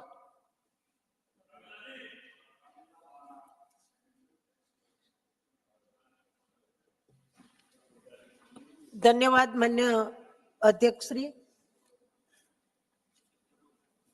GST ની અદ્ભુત સિદ્ધિ માટે દેશના વડાપ્રધાન માન્ય મોદી સાહેબને ખૂબ ખૂબ અભિનંદન આપું છું. માન્ય અધ્યક્ષ શ્રી, જીએસટી ભારતનો સૌથી મોટો ટેક્સ રિફોર્મેશન છે. જીએસટી પહેલા આપણા દેશની અંદર લગભગ 15 થી વધારે અપ્રત્યક્ષ કર હતા, જેનું ભારણ પ્રજા ઉપર હતું. પ્રજા ત્રાહિમામ હતી, પરંતુ જીએસટી આવવાથી બધાનો એક જ વન નેશન વન ટેક્સ લાગુ થઈ ગયો. અને એટલા માટે હું દેશના વડાપ્રધાન અને વિત્ત મંત્રી નિર્મલા સીતારામજીને ખૂબ ખૂબ ધન્યવાદ આપું છું. માન્ય સભાપતિજી, હમણાં 2 દિવસ પહેલા જ IMF ઇન્ટરનેશનલ મોનિટરિંગ ફંડનો રિપોર્ટ આપ્યો છે. એ રિપોર્ટમાં વિકાસની દ્રષ્ટિએ વિશ્વમાં ભારત પ્રથમ નંબરે નો એમના રિપોર્ટમાં નિર્દેશ કરવામાં આવ્યો છે. અને એટલા માટે હું ધન્યવાદ આપું છું. માન્ય સભાપતિજી, જીએસટી દેશના વિકાસની સીડી છે એમ કહીએ તો ખોટું નથી. જીએસટી આવવાથી 15 થી વધારે જે નાના મોટા અપ્રત્યક્ષ કર હતા એ વિલીન થઈ ગયા, સમાપ્ત થઈ ગયા, સરળીકરણ થયું. એટલું જ નહીં માન્ય અધ્યક્ષશ્રી, બીજો ફાયદો એ થયો કાસ્કેડિંગ ઇફેક્ટ. યાને ટેક્સ ઓન ટેક્સ સમાપ્ત થઈ ગયો. એટલે સૌથી વધારે ફાયદો પ્રજાને, એ સમસ્યાનું સમાધાન થઈ ગયું. એટલું જ નહીં, વેરા શાખને મોટો ફાયદો થયો અને વેરા શાખને ફાયદો થતા વસ્તુ જે માર્કેટમાં આવી એ માર્કેટની વસ્તુ ઓછા ભાવે પ્રજાને મળવા લાગી. આ જીએસટીના કારણે ફાયદો થયો અને ગ્રાહકને ખૂબ સરળતાથી ઓછા ભાવે વસ્તુ મળવા લાગી. મને સભાપતિજી, હું જીએસટી પર ગર્વ અનુભવું છું, કારણ કે જીએસટી આવવાથી લોકો સામે ચાલીને સરકારનો વિશ્વાસ બેઠો અને પોતાનો કર સામે ચાલીને ભરવા ગયા. મને સભાપતિ, ભૂતકાળ તરફ નજર કરીએ આપણે તો ભૂતકાળમાં ટેક્સ ભરવા માટે અગાઉની સરકારોએ કેટલી બધી લાલચ, લોભ, સ્કીમો મૂકવી પડતી, તો એ લોકો ટેક્સ ભરવા માટે આગળ નતા આવતા. પણ આજે જીએસટી આવવાથી લોકોને સરકારમાં વિશ્વાસ બેઠો છે, ભરોસો બેઠો છે અને એટલા માટે ટેક્સ સામે ચાલીને લોકો ભરવા જાય છે. મને સભાપતિજી, આ જીએસટી આપણા 2017માં લાગુ થયો અને હમણાં લાસ્ટ નાણાકીય વર્ષના આપણે આંકડા જોઈએ, 2022, 2023 અને 23-24 ના આંકડા તમે જોશો, પ્રત્યેક વર્ષે જીએસટી પોતાના જ હરીફાઈ કરી રહ્યું છે. લગભગ 22 થી 23 માં 11% વધારો થયો છે. આંકડા તમે કલેક્શન આંકડા જોશો તો ક્રમશઃ વધારો જોવા મળે.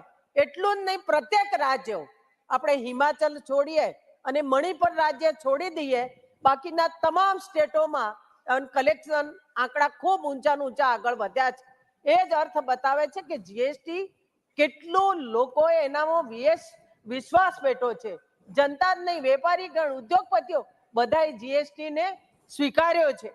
અને માન્ય અધ્યક્ષશ્રી, હું વાત કહીશ આપને કે જીએસટી ના કારણે મોદી સરકાર ગરીબો, વંચિતો અને છેવાડાના માનવીને એની યોજનાથી એમને લાભ પહોંચાડવાનું કામ કર્યું છે અને છેવાડાના માનવીને ગેસનું કનેક્શન આપ્યું છે, પોતાના ઘરનું ઘર આપ્યું છે, વિશ્વ કક્ષાના હાઈવે ઇન્ફ્રાસ્ટ્રક્ચર અને દુર્ગમ વિસ્તારોમાં દરેક ઘરમાં શુદ્ધ પીવાનું પાણી પહોંચાડવામાં મોદી સરકાર સમર્થ રહી છે, બીકોઝ જીએસટી ની આવક.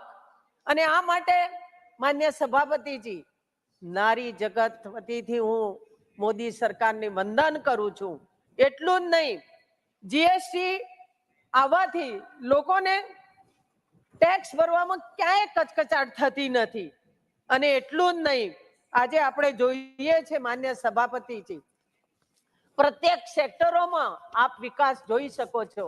અને હમણાં તો છેલ્લા મહિનાથી મોદી ગેરંટી વાળી, વિકસિત ભારત વાળી ગાડી પ્રત્યેક છેવાડાના ગામ સુધી જઈ, એટલું જ નહીં, ગાડી જઈ રહી છે એટલું જ નહીં, આમ વિવિધ યોજનાઓ છે, એ યોજનાઓના લોકો સુધી પહોંચે, લોકો લાભ લે, એ માટે સરકાર એમને ઢંઢોળીને, જગાડીને, ઉઠાડીને લાભ આપવા પ્રયત્ન કરી રહી છે. એટલે માન્ય સભાપતિજી, માન્ય નિર્મલાજી, જે જીએસટી બિલ લઈને આવ્યા છે સૌના માટે કલ્યાણકારી છે. સૌ એટલા માટે હું હૃદયપૂર્વક આવકારું છું, અભિનંદન આપું છું. ધન્યવાદ. नेक्स्ट श्री घनश्याम तिवारी जी. माननीय उपसभापति महोदय, मैं इस बिल का समर्थन करते हुए सबसे पहले तो निवेदन करना चाहता हूं कि भारत के संसदीय लोकतंत्र के इतिहास में ये 10 साल का जो कार्यकाल है, ये कार्यकाल विभिन्न सुधारों के लिए याद किया जाएगा और उन सुधारों में एक सबसे बड़ा सुधार ये जीएसटी का भी सुधार है. उपसभापति महोदय, सबसे पहला 4 बड़े संविधान संशोधन इस सरकार ने किए. पहले न्यायिक आयोग बनाने का संशोधन किया, दुर्भाग्य से उसको सर्वोच्च न्यायालय ने निरस्त कर दिया. उसके बाद जीएसटी का संशोधन हुआ, ईडब्ल्यूएस का संशोधन हुआ और ओबीसी को संवैधानिक मान्यता देने का संशोधन हुआ। ये सारे संशोधन इस बात का प्रतीक है कि भारत के संविधान के अंतर्गत संसदीय लोकतंत्र को किस प्रकार से मजबूत कर आम जनता को राहत दी जा सकती है। उसमें सबसे पहला काम यह है कि जीएसटी का कानून संविधान संशोधन कर 101वां संविधान संशोधन के अंदर जो बना, इसको बनाने में कितनी दिक्कत थी। वाजपेयी की सरकार से लेकर मनमोहन सिंह जी की सरकार तक, और उसके बाद में इसको सारे राज्यों को सहमत करके सारे राज्यों की काउंसिल बनाकर और सबको एक साथ लेकर संपूर्ण देश ने इस कानून को स्वीकार किया। इससे बड़ा काम आर्थिक क्षेत्र में और टैक्सों के सुधार में नहीं हो सकता था, जो काम इस जीएसटी के माध्यम से हुआ। और सही कह रहे थे माननीय अपने भूतपूर्व उप मुख्यमंत्री और वित्त मंत्री जो बिहार के थे, उन्होंने सही कहा कि श्रीमान अरुण जेटली जी ने इसमें महत्वपूर्ण काम किया और वह संशोधन हुआ। सभापति महोदय, मैं जानता हूं जब इस पर लोकसभा राज्यसभा के बाद में जब विधानसभा में इसकी चर्चा हुई, तो मैं राजस्थान की विधानसभा में था। तो राजस्थान की विधानसभा में चर्चा करते समय एक भूतपूर्व जागीरदार थे जो माननीय सदस्य थे, उन्होंने भाषण देते हुए कहा कि जिस प्रकार से हमने हमारी राज्यों को और जमींदारों का परित्याग किया था, उसी प्रकार से राज्यों ने अपने टैक्स लगाने के अधिकार को परित्याग करके संपूर्ण देश में एक राष्ट्र एक देश और एक कर के सिद्धांत को स्वीकार किया। यह भारत की राष्ट्रीय एकता में एक बहुत बड़ा सहयोग करने वाला कदम था जो उठाया गया, उन्होंने शब्दों में कहा था। सभापति महोदय, मैं कहना चाहता हूँ कि मैं जानता था जब सेल्स टैक्स और इनके इंस्पेक्टर जाते थे लोगों के पास और वो जाकर जिस प्रकार से वसूली करते थे, तो उसके दो मापदंड थे, कितना टैक्स और कितना जेब का टैक्स। कुछ टैक्स तो सरकार के लिए देते थे और कुछ टैक्स उनकी जेब के लिए देते थे। और जयपुर में तो उपसभापति महोदय 2-3 कॉलोनियां बन गई। एक कॉलोनी का नाम है इनकम टैक्स कॉलोनी, एक का नाम है सेल्स टैक्स कॉलोनी। जो एक बार सेल्स टैक्स में लग गया उसका भी मकान बन गया, और जो इनकम टैक्स में लग गया उसका भी मकान बन गया। और इस टैक्सों के कारण से आम आदमी पीड़ित था। उस सारी पीड़ा को समाप्त करने का काम इस जीएसटी ने किया। इसके लिए हमारी सरकार बहुत बहुत धन्यवाद की पात्र। सभापति महोदय, इसके अंतर्गत अब जैसा कि भी कहा गया कि 1,67,000 करोड़ रुपए आ रहा है और उसमें राज्य जा रहे हैं, और राज्यों को अब टैक्स कलेक्शन में कोई जिम्मेदारी प्रमुख रूप से नहीं है। उनको एक बंधा हुआ पैसा जो है उनको मिलता है और भारत सरकार की व्यवस्था कारण से मिलता है। इससे राज्यों की आर्थिक स्थिति भी मजबूत हुई है और वो काम हुआ है।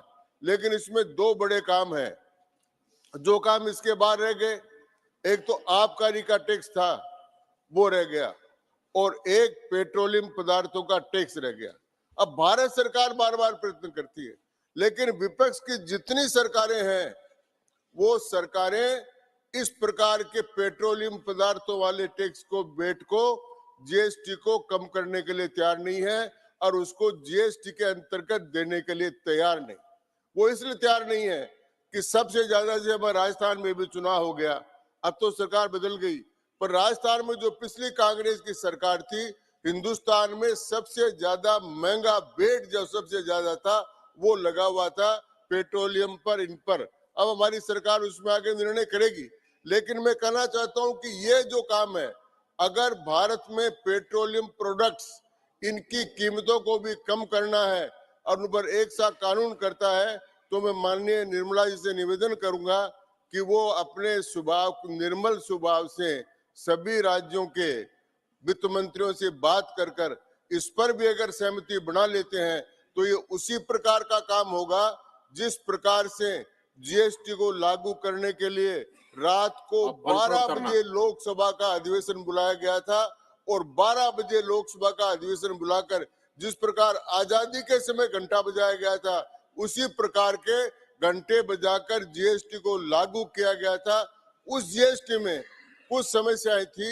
उन समस्याओं के समाधान के लिए ये धारा 109 और 110 का संशोधन कुछ न्यायिक कारणों से और कुछ लोगों की समस्याओं का समाधान करने के लिए, पहला जो प्राधिकरण है वो केवल अधिकारियों के द्वारा है, लेकिन दूसरा जो प्राधिकरण है उस प्राधिकरण में न्यायिक लोग भी होंगे, उनकी उम्र को बढ़ाने का भी प्रावधान है।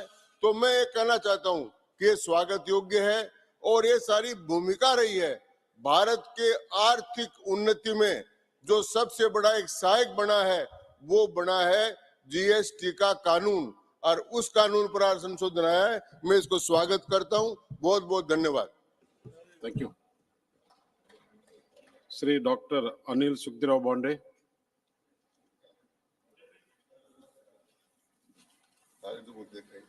धन्यवाद उपसभापति महोदय।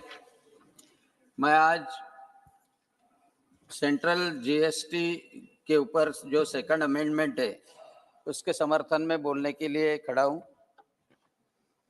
और सेंट्रल जीएसटी के माध्यम से एक नया आर्थिक परिवर्तन हमारे भारत देश में आया है, और उसके लिए मैं भारत के प्रधानमंत्री नरेंद्र जी मोदी तथा अर्थमंत्री निर्मला जी सीतारमन, इनका अभिनंदन करता हूं।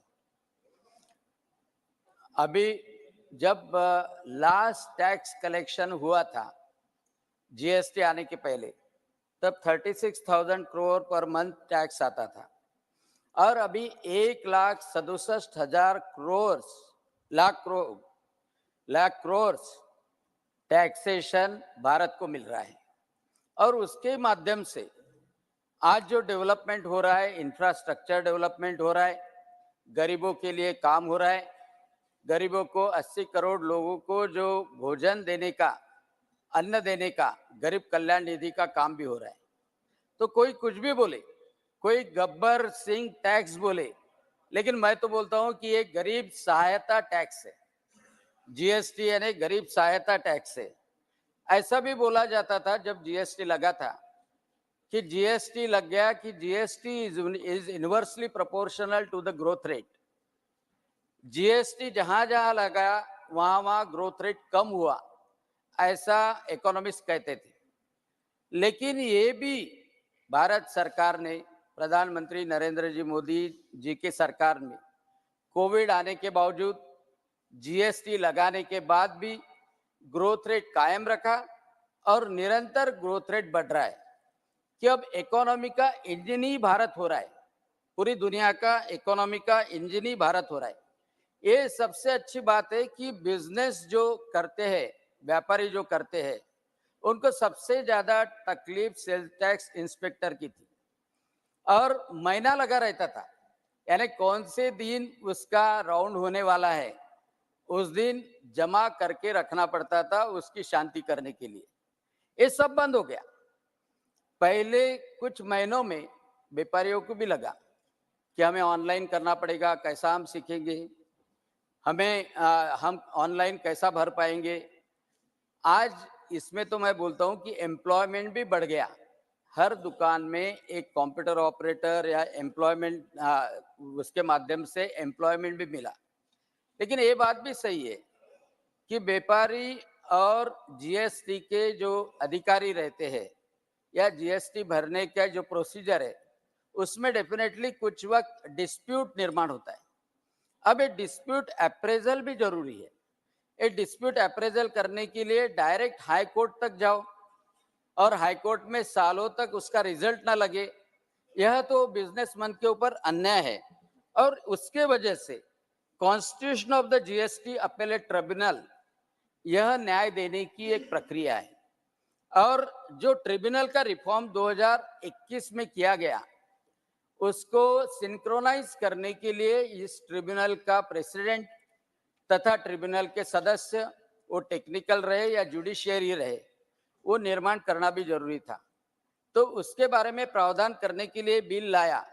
लेकिन इसमें थोड़ा सा सजेशन करने की मैं हिम्मत करता हूं कि स्टेट ट्रिब्यूनल है, महाराष्ट्र जैसा बड़ा स्टेट है, महाराष्ट्र जैसा बड़ा स्टेट सबसे ज्यादा जीएसटी देता है, और इतना वाइड स्टेट है, मुंबई, पुणे, औरंगाबाद यानी संभाजी नगर और तथा नागपुर, तो इसलिए एक स्टेट ट्रिब्यूनल महाराष्ट्र में काफी नहीं होगा।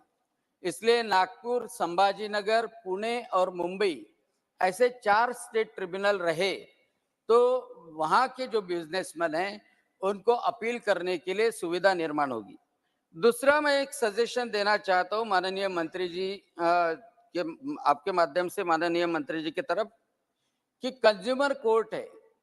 अब कंज्यूमर कोर्ट में जो भी ग्राहक को सेवा देता है और ग्राहक अपील करता है, ग्राहक अपील करने के बाद में यह जरूरी नहीं है कि ग्राहक कोई एडवोकेट अपॉइंट करे।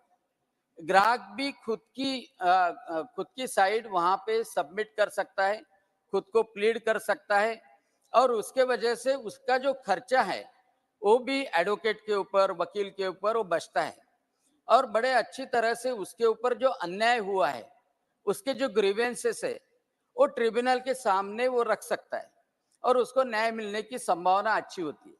मेरी यही विनंती है कि इसमें भी कंज्यूमर कोर्ट के समान, कंज्यूमर ट्रिब्यूनल के समान बिजनेसमैन को खुद को प्लीड करने का राइट भी दिया तो वह ज्यादा अच्छा रहेगा। उनको एडवोकेट लगाने की जरूरत भी नहीं रहेगी और उसके वजह से एक बहुत अच्छी तरह से मुझे लगता है कि काम हो सकेगा। तीसरा एक इम्पोर्टेंट है कि सर यह बहुत सारे फूड प्रोडक्ट पे देखा जाता है कि हलाल सर्टिफाइड है क्या। ये कौन सा टैक्स है हलाल का? हम जीएसटी भर रहे हैं, हम पूरे देश के नागरिक हैं, 1 नेशन 1 टैक्स है और ये हलाल के माध्यम से भी कई जगह पे शोषण हो रहा है। इस माध्यम से मैं अपील भी करना चाहता हूँ कि हलाल जहीं पे भी लगता हो वो हलाल को भी बंद किया जाए और मैं इस बिल का समर्थन करता हूँ और इस बिल के लिए अभिनंदन करता हूँ। धन्यवाद। जय Hind. Thank you. Doctor Ashok Vajpayee.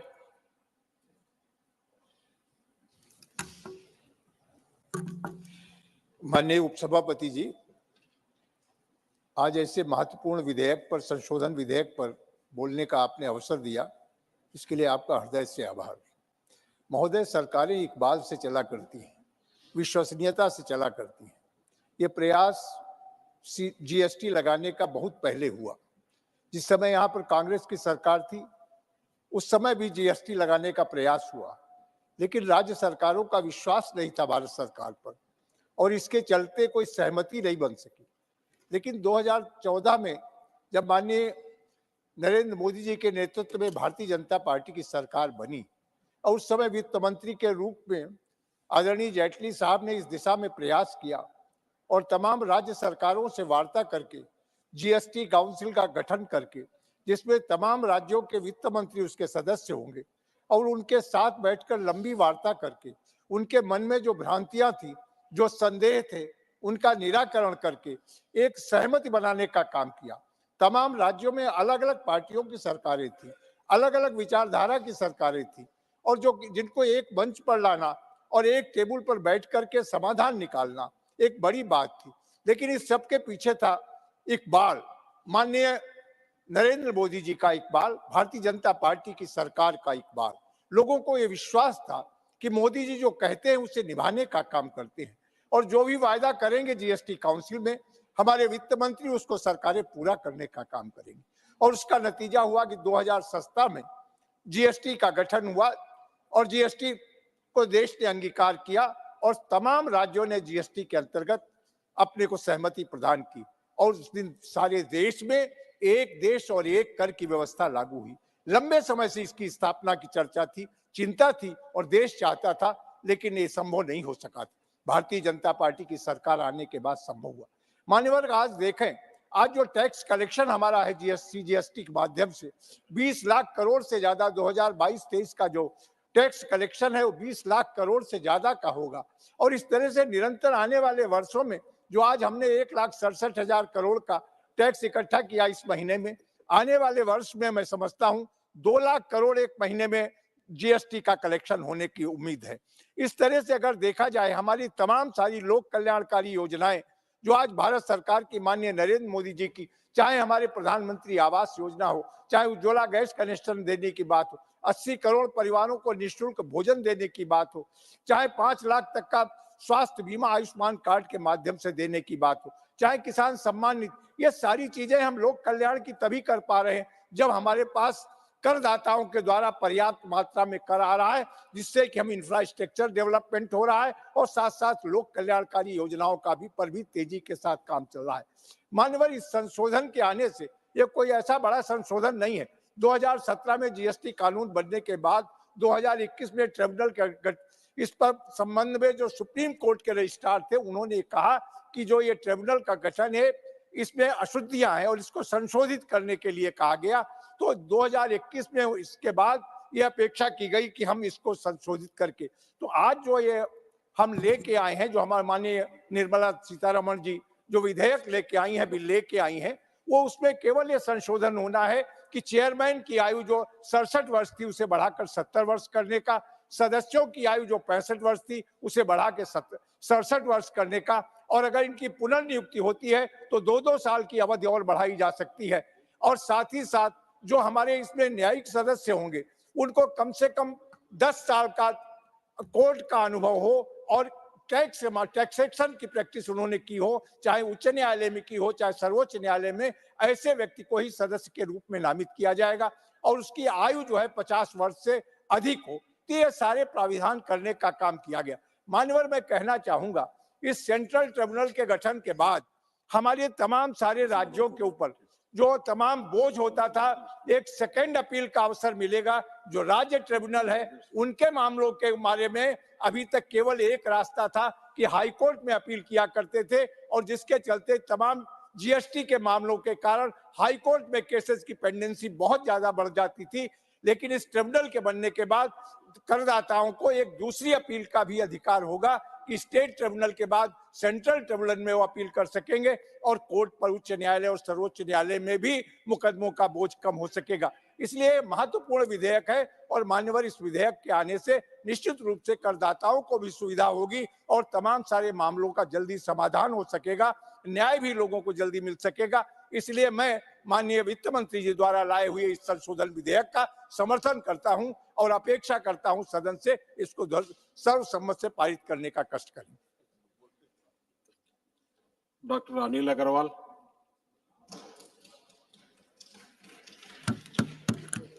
धन्यवाद उपसभापति जी। Central goods and services tax amendment bill 23 और provision of collecting taxes bill 23 के समर्थन में बोलने के लिए मैं खड़ा हुआ हूँ। माननीय महोदय, इस देश के यशस्वी लोकप्रिय प्रधानमंत्री आदरणीय नरेंद्र मोदी जी का हमेशा से ये संकल्प रहा है कि देश की अर्थव्यवस्था को बढ़ाया जाए और उसके परिणाम भी जो उन्होंने सुधार किए हैं दिखने लगे। माननीय महोदय, माननीय प्रधानमंत्री जी ने जब देश की अर्थव्यवस्था संभाली तो ये 10वें नंबर की थी और आज 5वें नंबर पे आई है। उसमें टैक्स रिफॉर्म्स का बहुत बड़ा योगदान है। इस देश के व्यापारियों को बहुत सारी दिक्कतों का सामना करना पड़ता था और विभिन्न प्रकार के बहुत सारे टैक्सेस थे। उस टैक्स के मकड़ जाल में ही व्यापारी फंसा रहता था और अपने व्यापार को आगे बढ़ाने की सोचता नहीं था और टैक्सेस का इतना बड़ा जाल था, वो चाहता था कि टैक्स ईमानदारी से जमा करें, लेकिन इस प्रकार से व्यवस्था थी कि वो टैक्स भी ईमानदारी से जमा नहीं कर पाता था। माननीय प्रधानमंत्री जी ने जीएसटी लाकर इस देश के व्यापारियों के लिए एक बहुत बड़ा काम किया और उनके इस योगदान को व्यापारी कभी भी भुला नहीं सकता और इस उनके जो रिफॉर्म्स हुए हैं उसी का नतीजा है कि आज जीएसटी कलेक्शंस इस कदर बढ़ रहा है और उन कलेक्शंस से देश के गरीबों का भला हो रहा है, दलितों का भला हो रहा है, वंचितों का भला हो रहा है, देश के हर वर्ग को उसका फायदा मिल रहा है। एक दिक्कत व्यापारी महसूस कर रहे थे कि इस देश में जो जीएसटी के बढ़ते मुकदमे हैं वो एक चिंता का विषय थी और उसका मुख्य कारण ये था कि यहाँ पे जो मेंबर्स थे, चेयरमैन थे, उनकी आयु कम थी, जल्दी रिटायर होते थे और इसमें बहुत सारे पद रिक्त थे। इस मामले में बहुत सारी व्यवस्थाएं बीच बीच में आई। मद्रास हाई कोर्ट ने भी इंटरफेयर किया और चीफ जस्टिस ऑफ इंडिया ने भी, जो हमारा ट्रिब्यूनल रिफॉर्म्स एक्ट 2021 था, उसका भी हवाला दिया गया। माननीय वित्त मंत्री जी जो ये बिल लाई हैं, ये उन्हीं के लाइन में है और उन्हीं लाइनों से, उस प्रकार के अमेंडमेंट्स से देश के व्यापारियों का भला होने जा रहा है। बढ़ती हुई संख्या जो मुकदमों की थी, जो अपील्स की थी, वो निश्चित रूप से व्यापार को हर्डल कर रही थी। माननीय मोदी जी के नेतृत्व में देश जहां 10वीं से 5वीं बड़ी अर्थव्यवस्था बना, आने वाले समय में ये तीसरी बड़ी अर्थव्यवस्था होने जा रहा है और उसके लिए आवश्यक है कि ईज ऑफ डूइंग बिजनेस हो और उसमें अगर मुकदमे देर से तय होंगे तो निश्चित रूप से जो व्यापारी को अपना व्यापार करने में, अपनी पूंजी बढ़ाने में, टैक्स सही देने में दिक्कत आती थी, वो नहीं हो पाती थी। इस बिल के माध्यम से जो माननीय वित्त मंत्री श्रीमती निर्मला सीतारमण जी ने प्रोविजन किए हैं, चेयरमैन की आयु 67 से 70 करने का प्रोविजन है और 65 से 67 मेंबर का करने का प्रोविजन है। और इसमें एक जो बड़ी बात माननीय वित्त मंत्री जी ने बढ़ाई है, इसमें एडवोकेट्स को भी मेंबर बनने का मौका मिलेगा और निश्चित रूप से जब हमारे संख्या बढ़ेगी मेंबर्स की, तो जितने भी अपील हैं वो जल्दी तय होंगी। एडवोकेट्स के लिए 10 ईयर का अच्छी उनकी ख्याति के साथ होना और 50 वर्ष की मिनिमम आयु होना आवश्यक है। और जब ट्रिब्यूनल्स बढ़ेंगे तो निश्चित रूप से इस देश की अर्थव्यवस्था बढ़ेगी। और मेरे कुछ साथियों ने, जो विपक्ष आज यहाँ खाली बैठा है, जीएसटी लागू करने में जितने भी रोड़े अटका सकते थे वो रोड़े अटकाए हैं। मैं समझ नहीं पाता था कि क्यों ऐसा कर रहे हैं, तो एक व्यापारी मित्र ने ही मुझे कुछ सुझाया, मैं आपके सामने वो बोलना चाहता हूँ। यूपीए लूट रहा था देश और प्रदेश में, इसलिए नहीं चाहता था जीएसटी देश में। जीएसटी बना है वरदान देश में, इसलिए अर्थव्यवस्था बढ़ रही है इस देश में। व्यापारी जीएसटी बढ़ा रहे मोदी जी के नेतृत्व में, मोदी जी भी भला कर रहे हैं गरीब, दलित, पिछड़ों, महिलाओं का इस देश में। धन्यवाद। जय हिंद।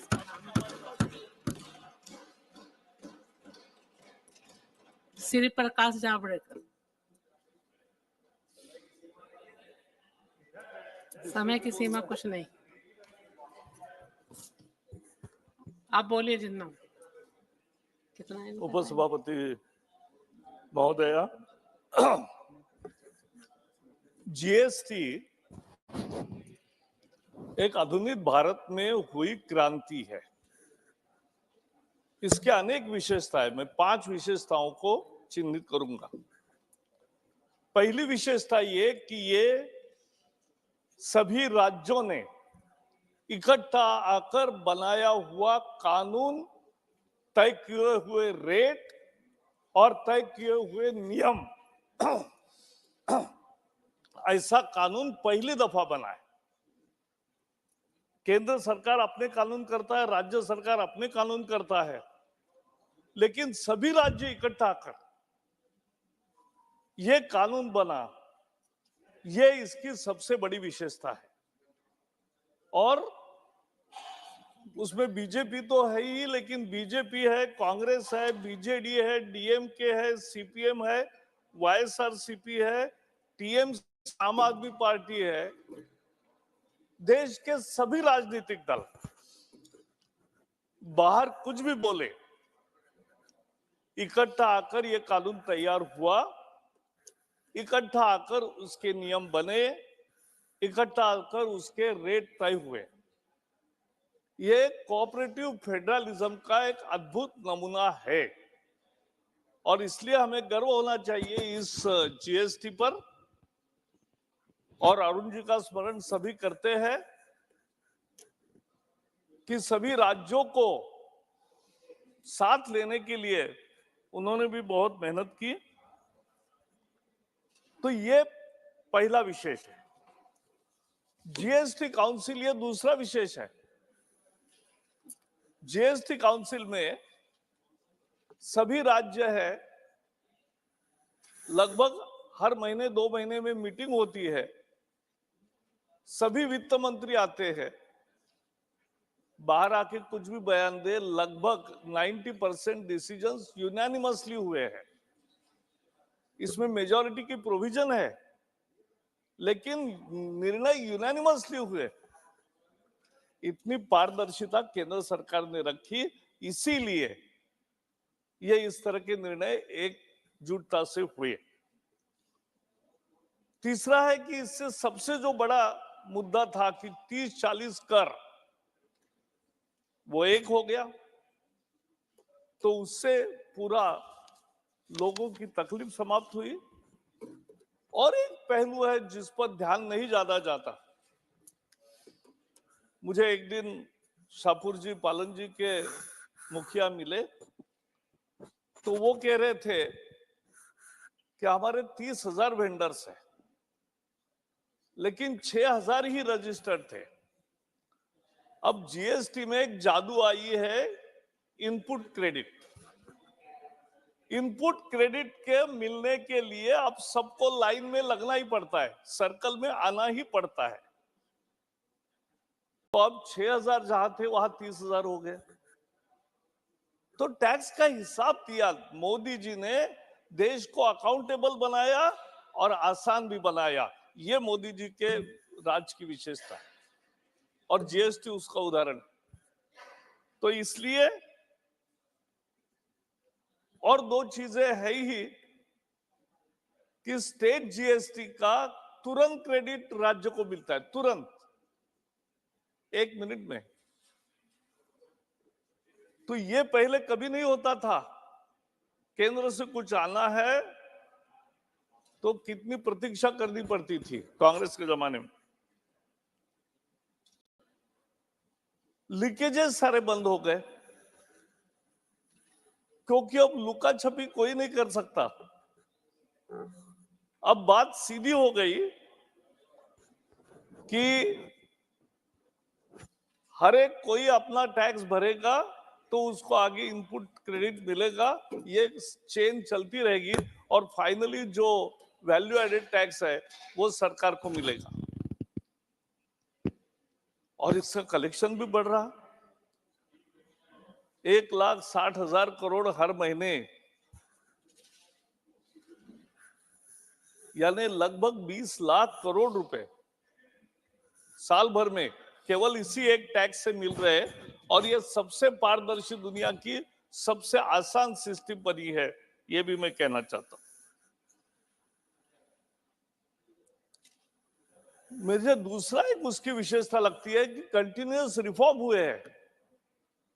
निर्मला जी ज्यादा बताएगी कि कितनी बार हर एक हमें सभी मंत्रियों को भी उस समय सभी राज्यों में भेजा था, व्यापारी और जो टैक्स देने वाले हैं उनसे चर्चा करने के लिए कि उनके क्या सुझाव है।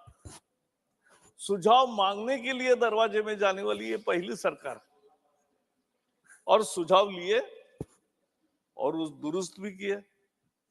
आज भी ये प्रक्रिया निरंतर चल रही है, इसीलिए जीएसटी पर लोगों को गर्व है। मैंने 4 दिन पहले ही वित्त मंत्री को एक पत्र लिखा है। सारे टैक्स प्रैक्टिशनर्स मेरे पास आए थे पुणे में, तो उन्होंने एक जीएसटी में क्या सुधार होना चाहिए और भी, और एक क्या अभी की प्रोविजन है उससे क्या परिणाम हो रहा है, क्या करने से कैसे ठीक होगा, ये अच्छी तरह से लिख के दिया। ये सुनने वाली सरकार है और इसलिए मुझे हमेशा लगता है कि जीएसटी जैसे टैक्स सुधार ये देश को बल देते हैं। ये सुधार आम सुधार नहीं है। और खासकर मैंने देखा है कि टैक्स के बारे में कभी एक राय नहीं होती।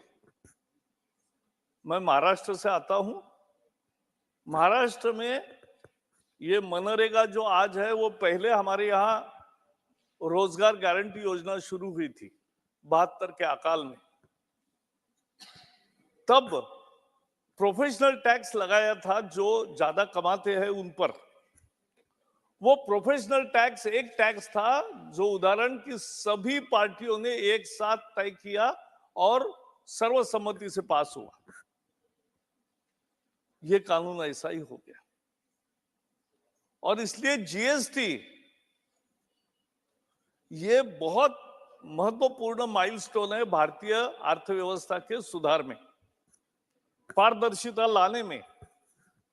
और पारदर्शिता के साथ एक लोगों को आश्वस्त करने का कि ये पैसा आपका आया, आपको भी तसल्ली होगी कि कोई हेराफेरी नहीं है।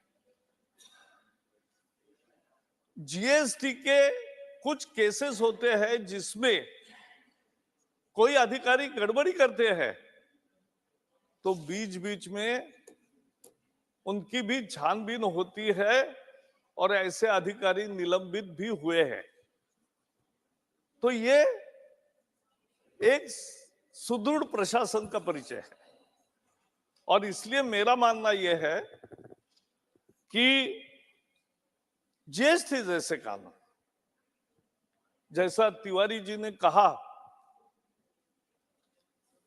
इकोनॉमिकली बैकवर्ड क्लास का कानून जिसे संविधान संशोधन करना पड़ा, लेकिन वो इसलिए माइलस्टोन है कि जैसे ईबीसी का ज्यादा लंबा बोलने की जरूरत नहीं, लेकिन सत्य है कि आज तक एससी एसटी और ओबीसी को आरक्षण मिलता, लेकिन जो अन्य समाज में भी गरीब है उनका क्या?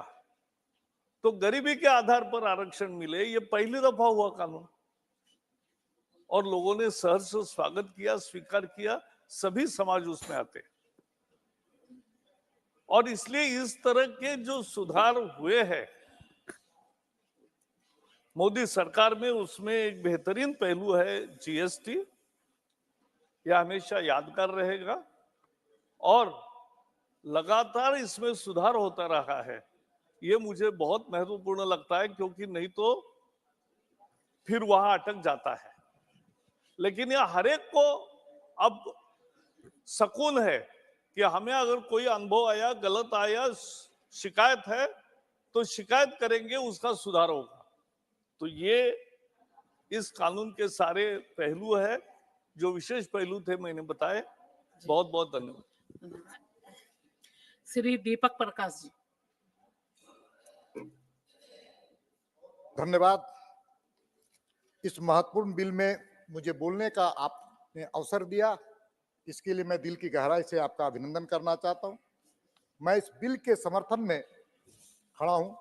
सबसे पहले मैं बधाई देना चाहता हूं देश के यशस्वी प्रधानमंत्री नरेंद्र मोदी जी को और हमारी वित्त मंत्री निर्मला सीतारमण जी को कि उनके कार्यकाल में, मोदी जी के कार्यकाल में भारत आर्थिक क्षेत्र में दुनिया में एक मिसाल पेश की है। और आज सुबह जब मैं सवेरे हमारी नींद खुली तो मैं बधाई फिर से देना चाहता हूं प्रधानमंत्री जी को और निर्मला सीतारमण जी को। तो अखबार के, दुनिया के अखबारों में एक सुर्खियां भारत के आर्थिक क्षेत्र में भी पढ़ने का अवसर मिला और वो समाचार ये था कि भारत आर्थिक क्षेत्र में मजबूत वृद्धि दर से दुनिया में मिसाल पेश कर रही है, मिसाल पेश कर रही है। ये रिपोर्ट कोई भारतीय का नहीं, कोई हमारा नहीं, कोई बीजेपी का नहीं, वो इंटरनेशनल मॉनेटरी फंड का एक रिपोर्ट आया, उसमें स्पष्ट रूप से लिखा गया है कि वैश्विक वृद्धि में भारत का योगदान 16% से भी अधिक रहने का अनुमान है। और यह संभव इसलिए हुआ कि देश के में आज जो नेतृत्व करता है उनका नाम नरेंद्र मोदी है, नरेंद्र मोदी है। इसलिए और ये समाचार देश के 140 करोड़ जनता के मस्तक को ऊंचा करने वाला है, देश के मान सम्मान और स्वाभिमान को बढ़ाने वाला है। हर भारतीय आज अपने मस्तक को ऊंचा करके आज कह रहा है कि भारत आर्थिक क्षेत्र में दुनिया में एक ब्राइट स्पॉट की तरह चमक रहा है, उभर रहा है। और दुनिया पहले भारत दुनिया को देखती थी, आज दुनिया भारत को देख रही है, भारत को देख रही है। यह है मोदी जी का काम करने के तरीके, उनके कार्य पद्धति और भारत के आर्थिक क्षेत्र में भारत को आगे बढ़ाने का जो उनका संकल्प था, संकल्प से सिद्धि का उदाहरण अगर कोई दुनिया देखना चाहते है तो भारत के आर्थिक क्षेत्र में जो वृद्धि हो रही है वो उसको देखा जा रहा है। मैं इस बिल के संदर्भ में आपके सामने कुछ बातों को रखना चाहता हूं। यह विधेयक वास्तव में आर्थिक सुचिता का तथा पारदर्शिता का एक खूबसूरत स्वरूप है। एक ऐसा विधेयक जिसमें आर्थिक सुचिता भी है और पारदर्शिता भी है, और उसमें लाल फीताशाही, जिसको रेड टेपिज्म किसको कहते हैं, लाल फीताशाही खत्म करने का एक बड़ा क्रांतिकारी कदम है इस विधेयक के माध्यम से। इतना ही नहीं, इसमें जो नियुक्ति है ट्रिब्यूनल में अध्यक्ष और सदस्यों की जो नियुक्ति है वह भी युगानुकूल है और व्यवहारिक बनाया गया। और व्यवहारिकता के साथ इसको काम करने के लिए अधिकृत किया गया है। और अब अपील जो होगा, अधिकरण होगा, वो प्रचालनशील होगा, वो ट्रांसपेरेंसी के साथ काम करेगा, प्रचालनशील होगा तथा प्रशासन प्रक्रिया से युक्त होगा और सुचिता से युक्त होगा। इसलिए विधेयक अपने आप में एक मिसाल बनकर के सामने खड़ा है।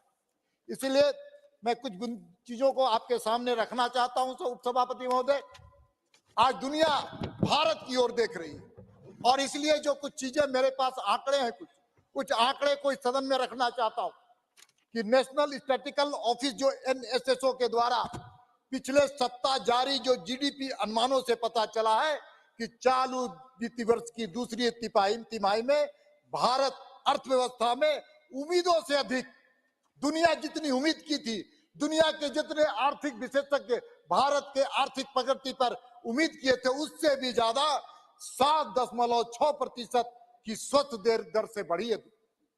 ये कोई छोटी बात नहीं, ये आजादी के बाद सबसे बड़ा आर्थिक कदम जिसको बढ़ाया जा सकता है, क्रांतिकारी कदम है। इसने इतना ही नहीं, इसके साथ ही मैं आपको बताना चाहता हूं कि इसके साथ ही हाल में जो संपन्न चुनाव हुए, संपन्न चुनाव में जो नतीजे घोषित हुए हैं, उसके बाद शेयरों के बाजार में, शेयर के मार्केट में जिस प्रकार से उत्साह देखा गया है, उससे पता चलता है कि अब निवेशकों को और अगले साल जो आम चुनाव होंगे उसमें राजनीतिक और नीतिगत जोखिम जो होता है, जिसके चलते इन्वेस्टर डरते हैं, वो नहीं होगा। और अब सब कोई जानता है कि ये फिर से अगली सरकार मोदी जी की सरकार बनेगी, इसलिए निवेशक आज डरे नहीं है, सहमे हुए नहीं है। इसी के साथ साथ S&P ग्लोबल की एक नई रिपोर्ट आई है। S&P की जो रिपोर्ट है वो कहता है कि देश में आने वाले 3 वर्षों में सबसे तेजी से बढ़ती हुई अर्थव्यवस्था किसी देश की होगी तो उसका नाम भारत होगा और भारत होगा। 2 मिनट और दे दें। हम सबको जानते हैं, अंतर्राष्ट्रीय मुद्रा कोष ने चालू वित्त वर्ष में भारत की विकास का दर का अनुमान 20 पॉइंट से बढ़ाकर 6.3% करने का, जुलाई में IMF ने 2023-24 में 6% की वृद्धि का अनुमान लगाया था, लेकिन दूसरी तिमाही में भारत 7.5 विकास दर के साथ विश्व की सबसे तेज गति से विकास करने वाला देश बना। और इसलिए बना कि इस देश के प्रधानमंत्री नरेंद्र मोदी हैं, Narendra Modi.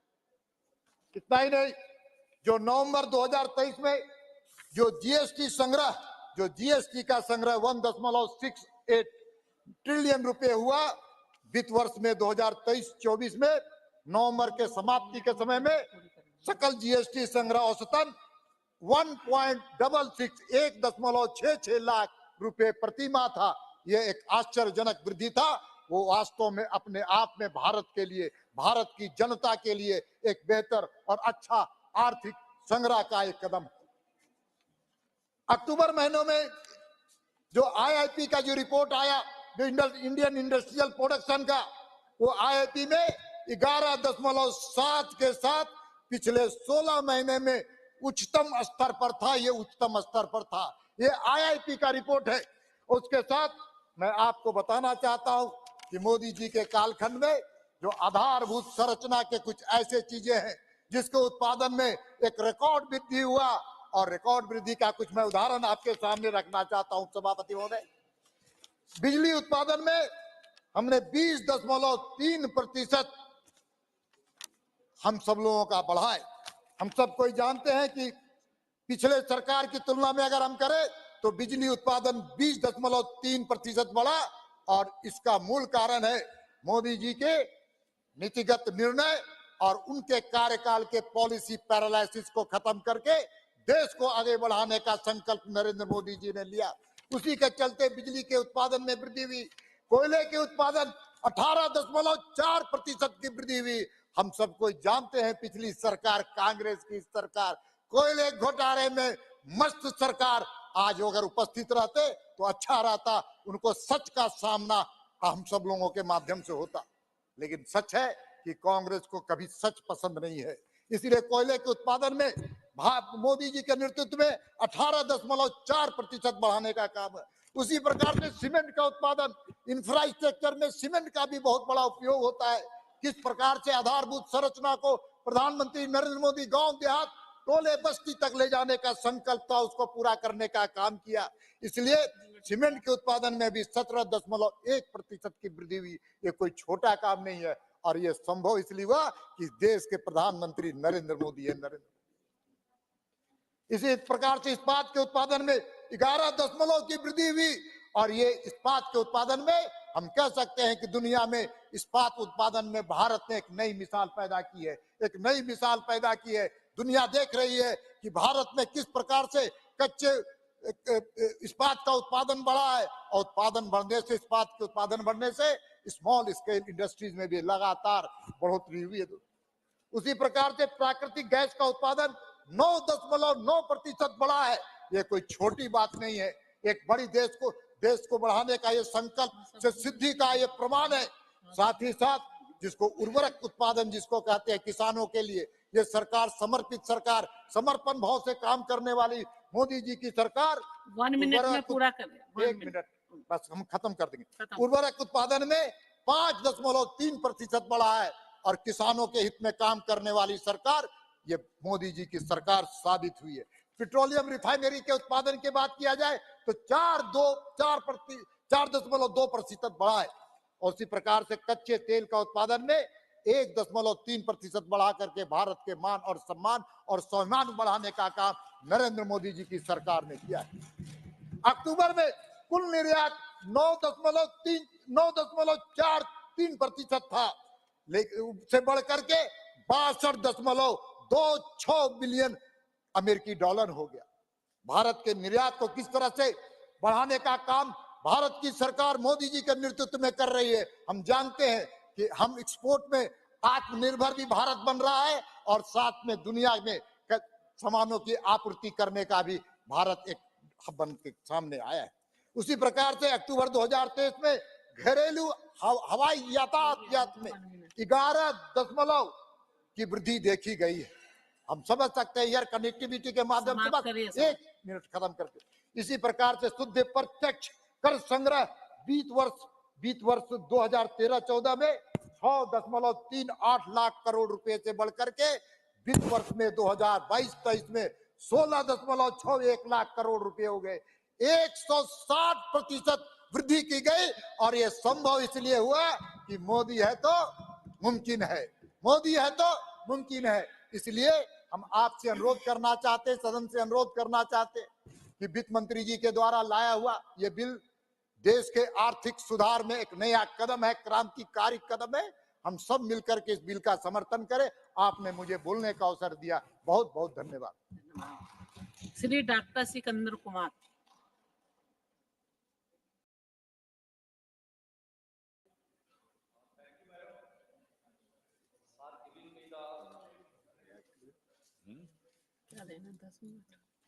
opportunity to speak on two important bills, that is the Central Goods and Service Tax, Second Amendment Bill 2023, and the second one, the Provisional Collection of Taxes Bill 2023, introduced by the Honorable Finance Minister, Srimati Nirmala Sitharaman ji.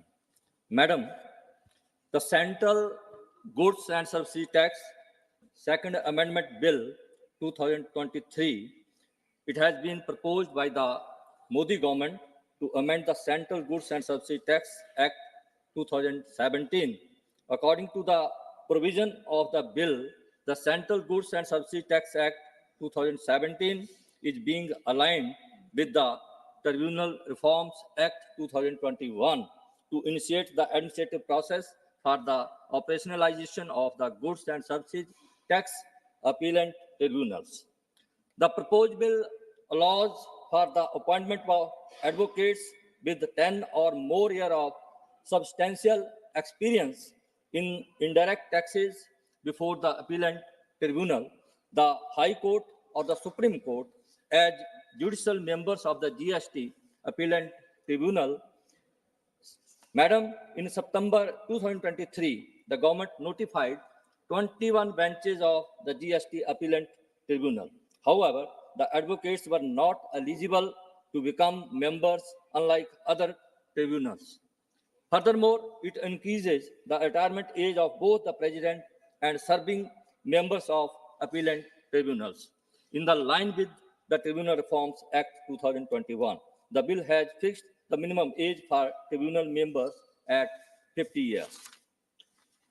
The proposed bill brought in by the Modi government aligns the Central Goods and Services Act 2017 with the Tribunal Reforms Act 2021, paving the way for the administrative process to operationalize goods and services tax appellant tribunals. This alignment is expected to streamline the adjudication process, facilitating quicker resolution of cases. The inclusion of advocates with substantial experience in indirect taxes as judicial members further contributes to the expertise available for expeditious decision-making. Madam, by allowing the appointment of advocates with 10 or more years of substantial experience in indirect taxes as judicial members of the GST appellant tribunal, the proposed bill expands the talent pool from which judges can be selected. This move broadens the scope for appointing individuals with diverse experiences and expertise, ensuring a more comprehensive and well-informed judiciary. The increased retirement age for both the president and serving members of the appellant tribunals, in accordance with the Tribunal Reforms Act 2021, signifies a commitment to continuity and stability within the tribunal system. This provision contributes to a more conducive environment for business by fostering consistency and reliability in the adjudication process, thereby promoting ease of doing business. Honorable Madam, setting a minimum age of 50 years for tribunal members ensure a level of maturity and experience in the judicial system. This criterion is likely to contribute to the overall improvement in the quality of judgments delivered by the appellant tribunals. By aligning with the Tribunal Reforms Act 2021, the government signals its dedication to enhancing the judiciary efficiency and effectiveness, leading to more robust and well-founded legal decisions.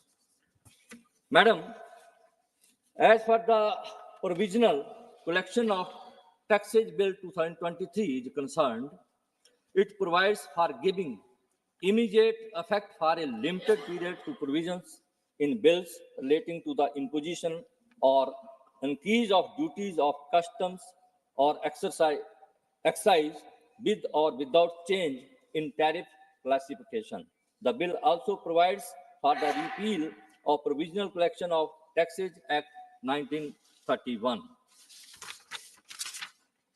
The Provisional Collection of Taxes Act 2023 being introduced to give immediate effect to increased or newly imposed tax and empower the government to collect such taxes provisionally for the interim period, that is, the period between the introduction of the bill and the enactment of the bill.